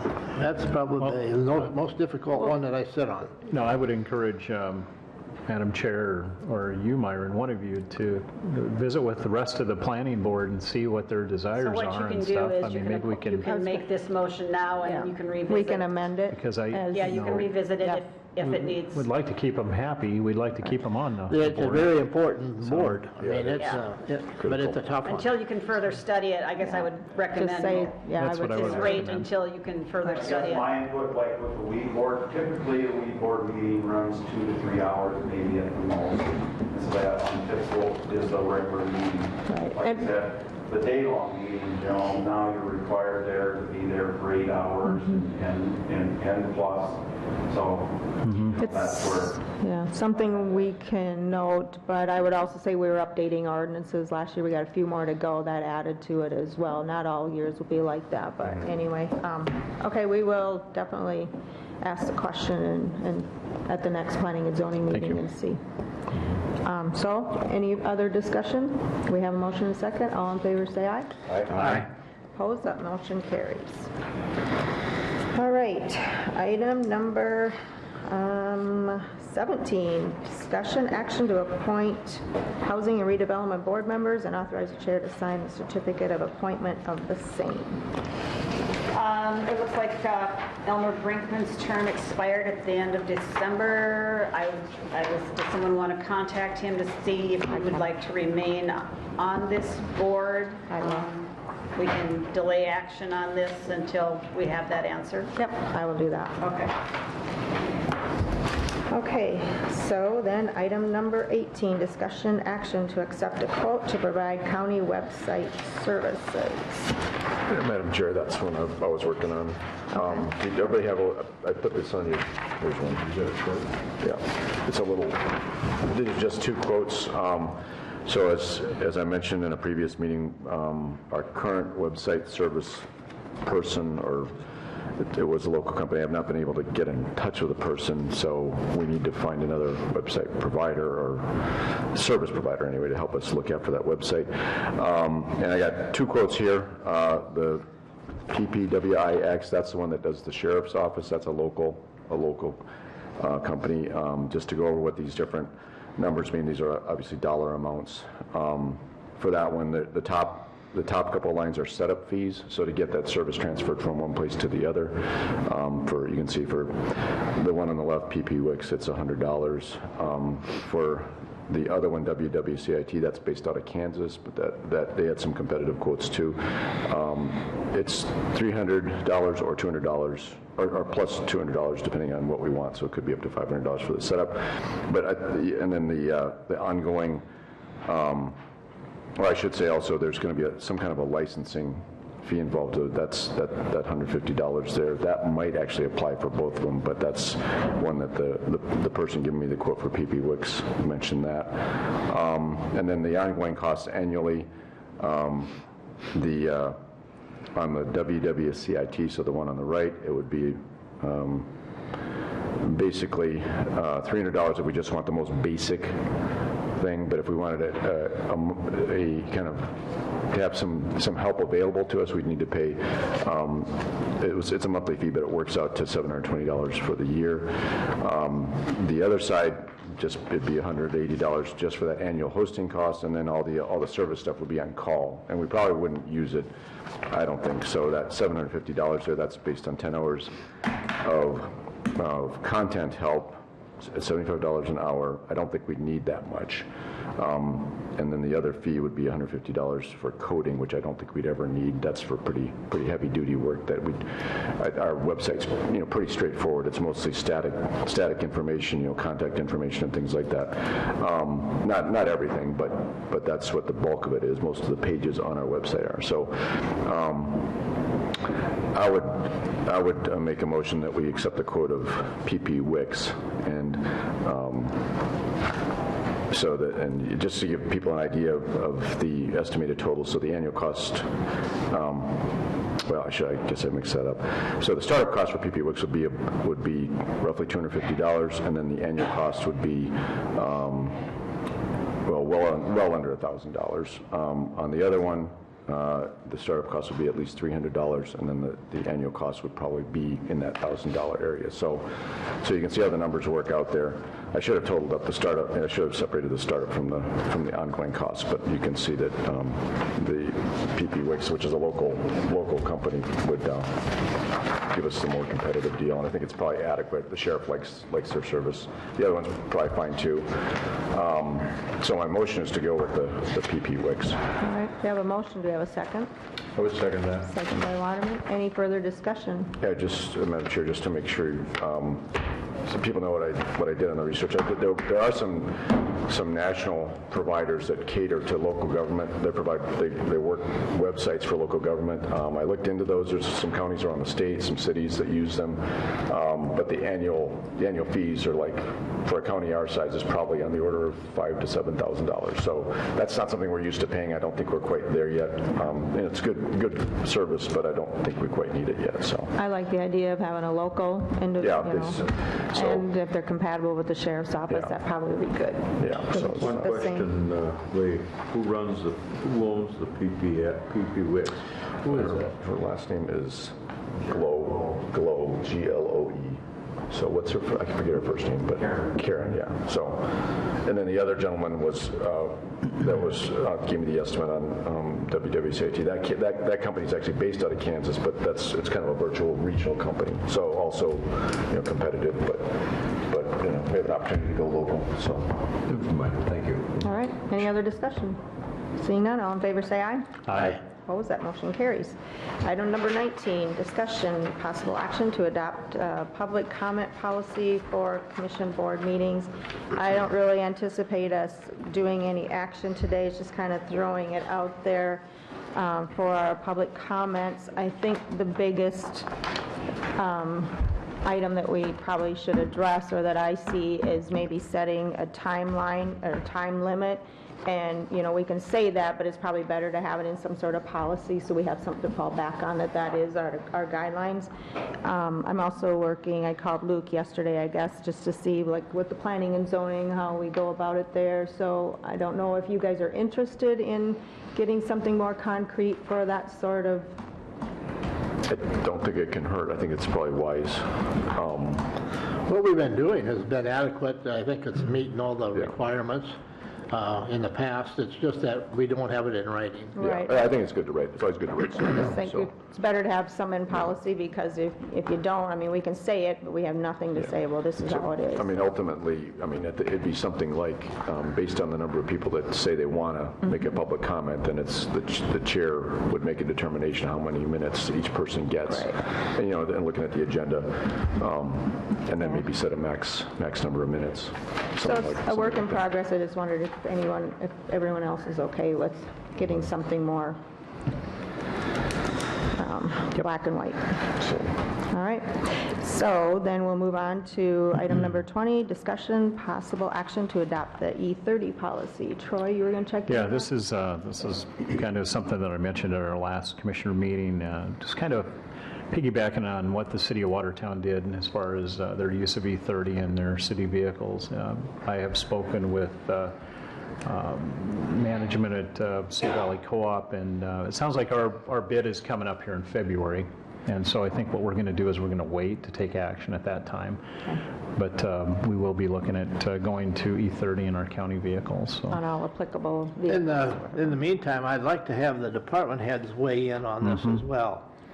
I get the ones that are doing a lot of traveling, and that would be Rick in the highway department, of course. And of course, we know that there's going to be vehicles that we probably can't use that in. But I think for most of our road vehicles going on trips and around town and that sort of thing, we could probably use that. And the sheriff and equalization, they're the ones that do the traveling. Okay.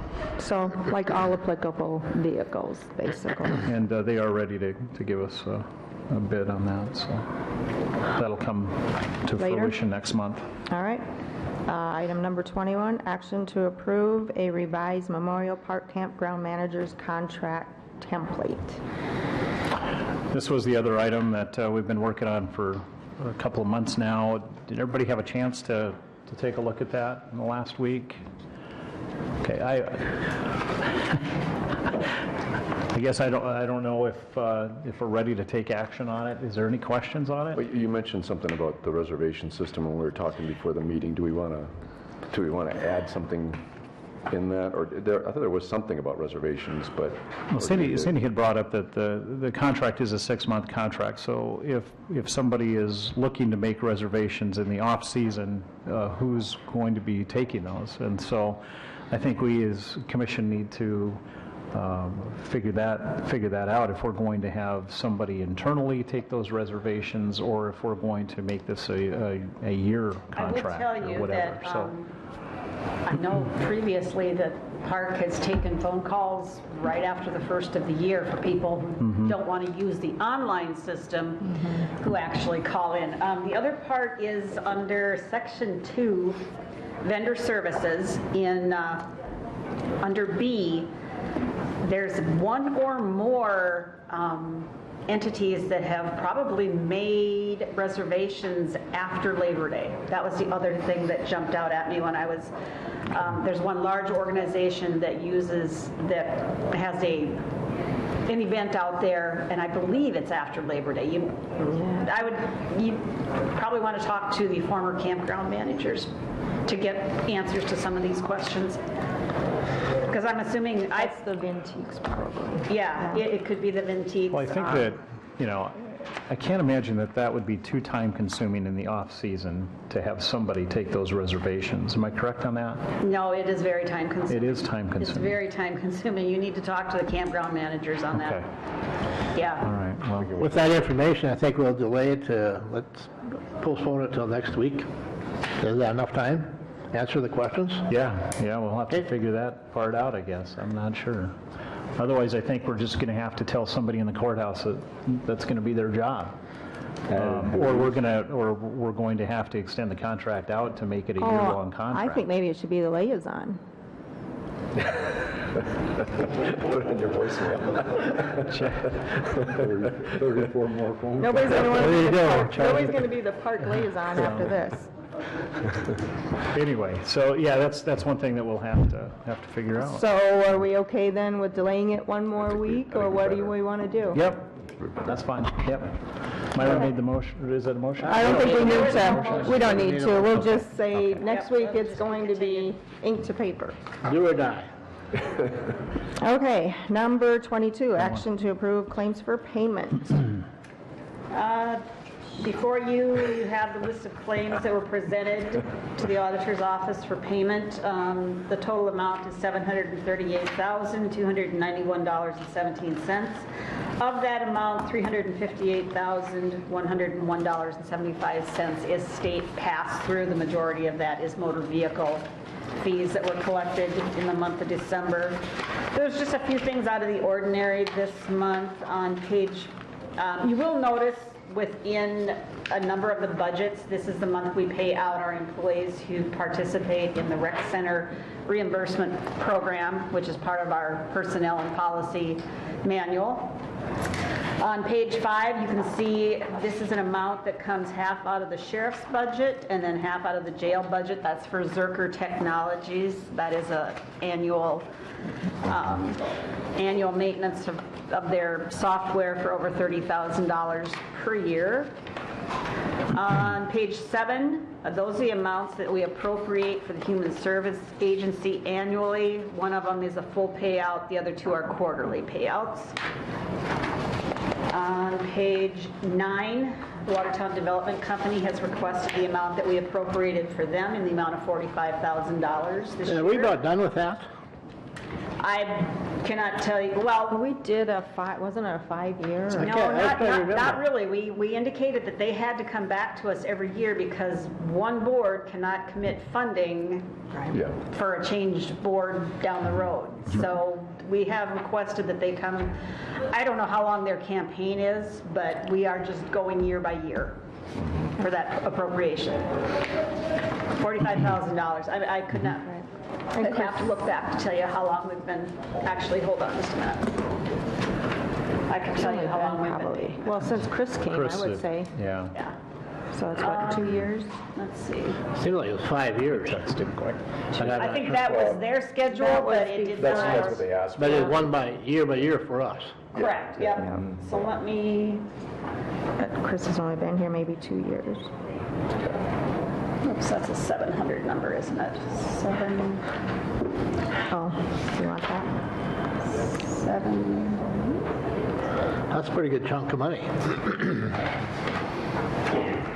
Well, I wonder if 5-year didn't come in with the fact that we were talked about a 5-year tax abatement, and that was with coordination with, Well, no, this was something different. yeah, this is different, but I mean, This is only the second year that we've paid 45,000. Previously, we were paying 35,000, and we did that for 4 years. Yeah, that one. Prior to that, we did a 5-year, $25,000 amount.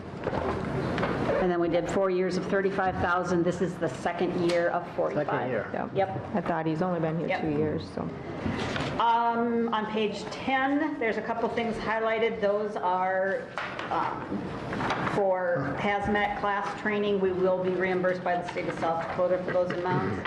And then also the Beacon Center, that is the payment, the quarterly payment for the last quarter of 2019 based on the fees that were collected in the Register of Deeds and the clerk of courts. All right, looking for a motion and a second on that. I'll make the motion to. Motion by Gable, second by Second. Van Duzen. Any further discussion? City, court-appointed attorneys, how do we end up with that at the end of the year? Well, we supplemented it every month Yeah. ending October. But what was the total amount that we hang on. actually end up spending? That we spent? I thought I saw a number here that I thought was ridiculous. That's why I'm Well, asking it. Whoops, I go back to last year. The only problem is that we absolutely have no control over it. None. Can we make suggestions to the judge?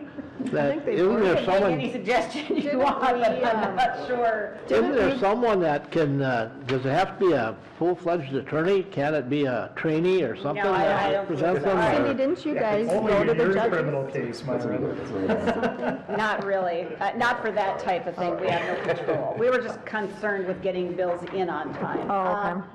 All right, so we budgeted $150,000, and we spent $170,000. And by the looks of these claims, we are picking up right where we left off last year, because the claims this year are this month are $10,000 for the. So what can they do to us if we just say we're not going to pay it? I think there's a state law that's It's a mandate. responsible. Yeah, it's one of those I am mandates. fairly certain there's Yeah, a there state is. law That's why that we're says doing it. counties Yeah. are That's how we responsible build for, courthouses and all yes, that stuff. yeah. Well, I just thought that, These are the cases that are That's why we are not able to be covered by our public defender contract. Because Right. of conflict. That's because of conflicts. I've talked about that before. If we would have subsequent ones, that we would have several for them to choose from, but then you would need to have some sort of, that we could control that amount a little bit. That's going to take some discussion with the circuit court on how they make Yeah, their appointments. so we have a primary and a secondary, and you're talking about a tertiary. Yes. Adding a tertiary, yeah, Yes, our so. public defenders. I talked to another county here a while back, and they said that, when I told them that was a budget that just eats us up, they said they have no court-appointed attorneys, 0. And I said, well, how do you do that? Yeah. Well, And- do they have a public defender? They have a public defender, and they contract with that public defender to handle all cases. I don't know how there isn't a There's conflict. got to be So a is the public conflict. defender paying the bill then if there's a? Well, could you contract with 2 mean a public contract? defenders? We have 2 public We defenders. do. Well- I'm talking about a third, like if we get somebody We else. have They're 2 they're public given a choice defenders. already, let's just And- cut it off there. And at various times, any case that has 3 or more defendants, the public defenders can't take all of those defendants. I'd say they're on their own then. They can only, I'm not being very cooperative. And you get that law changed there. That's a- That's are a these state smaller mandate. counties, Myron? Not necessarily. Well, some of the bigger No. counties have an on-staff, I mean, there's at least 2 that have I think, a public That are defender employees. employees of the county, so it's, I don't know if you're talking about one of those counties, but anyway.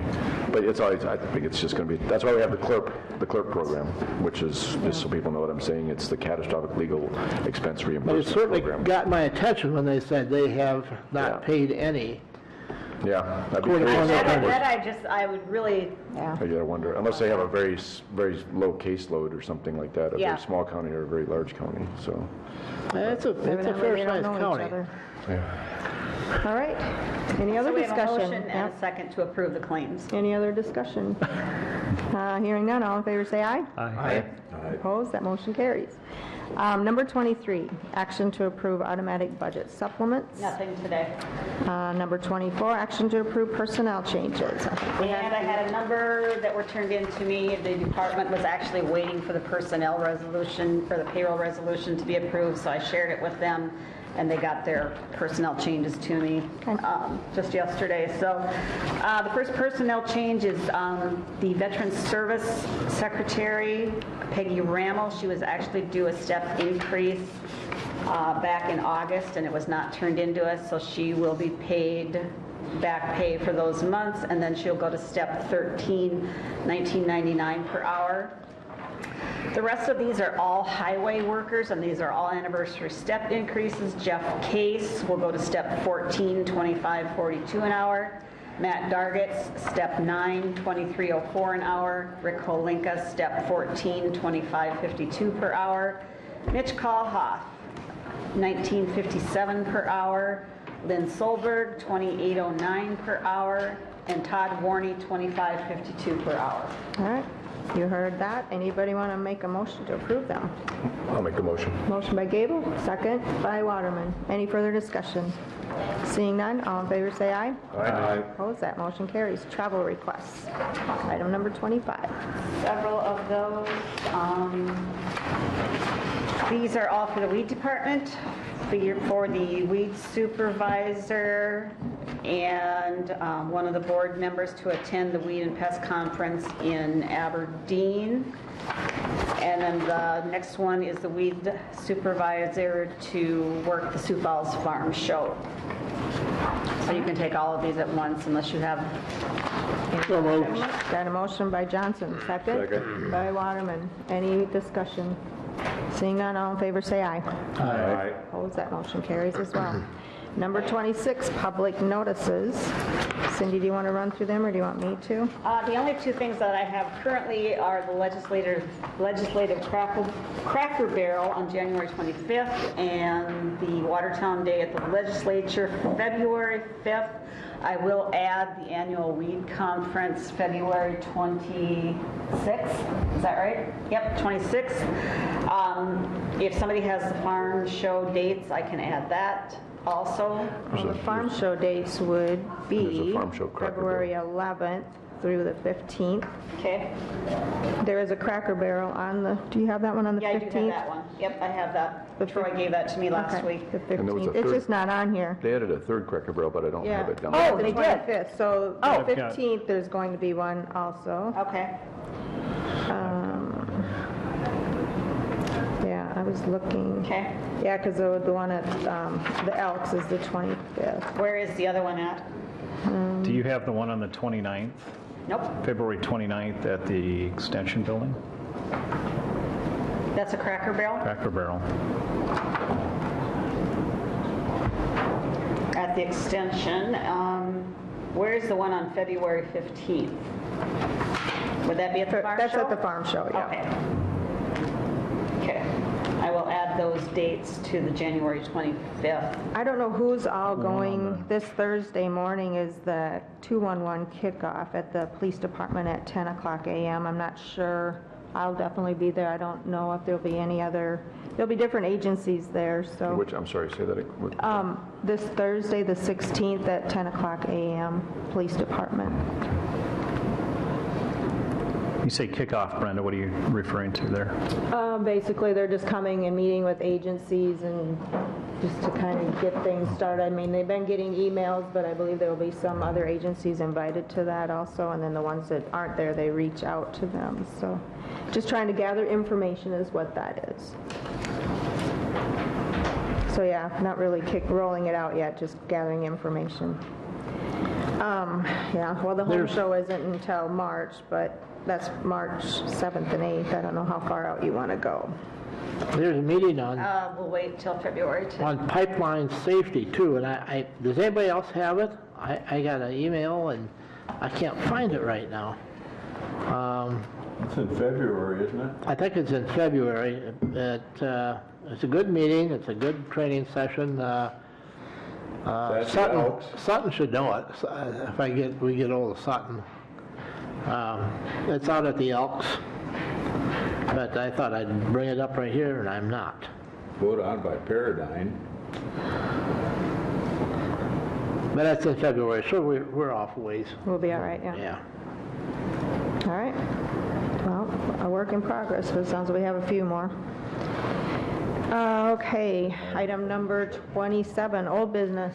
Anybody have any old business? Madam Chair, if I could take 3 minutes, I was going to show a quick video to explain the legislation that we passed a resolution for our County Commissioners Association. Now it's it's soon to be a bill. Is that okay? I mean, 3 minutes, is that okay? Yes. So I'm going to try to show this. But it's a kind of sometimes it's hard to explain this piece of legislation, and so for people to know what, see that works. Yeah, okay. Go away thing. It's silent, so. But the idea was to explain this very quickly.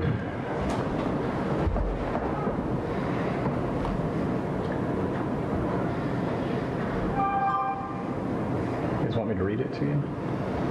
I'm looking for the popcorn. Yeah, if you can't see it, I put it on my County Commissioner Facebook page if you can't see it all. I've got people watching it, so. But you have to read it.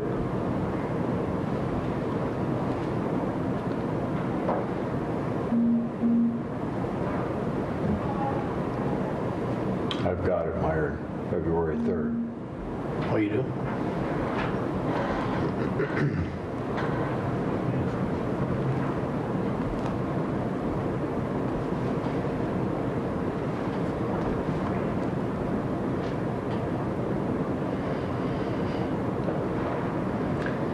wonder if I should have put some music to this. I couldn't pick the right kind of music though. Is it happy music or is it? Something patriotic.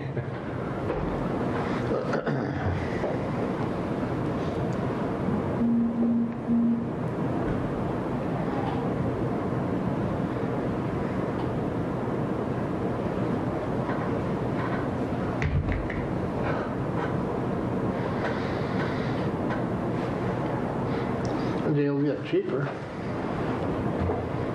Oh, 17 million now. Well, just to generalize between those 4 counties and what it would be.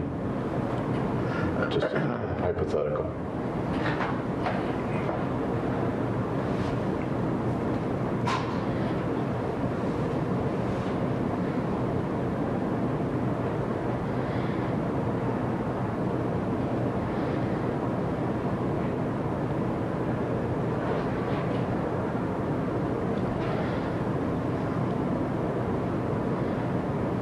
So the reason for this little video is it gets kind of hard to explain this whole, when you're sitting there talking to somebody, so that's why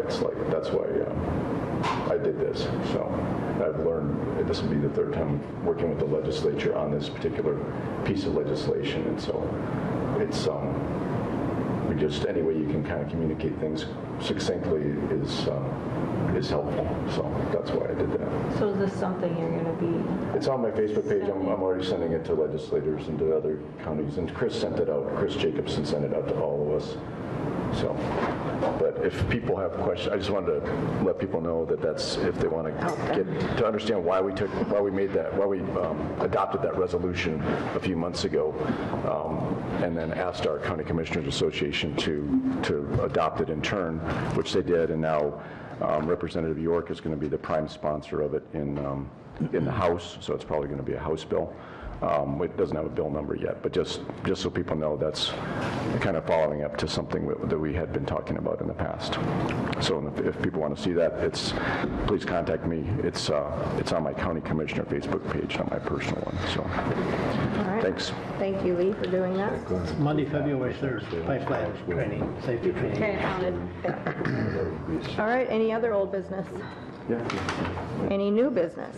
Pin that down. Just an FYI, Monday, January 20th is a federal holiday, and per our policy, county offices will be closed along with state and federal offices. All right. Also, I guess we kind of touched on this. I did attend the census meeting. I will continue to attend that, so as we get closer to the timeline or whatever, just to kind of keep you guys updated as to, how this would work. If anybody has any questions, it's just a resource. I would also like to ask if anybody would have any heartburn of temporarily putting this like on the doors, just so people can recognize the logo and realize that when they see something like this, this is legit, that this is something that, I just thought I'd ask if we could put it on the courthouse doors, and maybe I got some smaller ones for the extension, just getting your approval to do that. So I have no problem with it, but what does it mean that we're a proud partner? It just, of the census, that we support census, I guess, just to, just for the, mainly it's just recognition, that this is coming, and people will be coming into here just to see that. And so, as we move along, if there's any other updates, I guess right now it's early into it, but I will leave a brochure with Cindy also, that there's opportunities for individuals to get temporary jobs. If anyone who doesn't participate via paper or doing it on the computer, they will need door knockers still. So there is a job opportunity for individuals if they're interested in a temporary sort of position.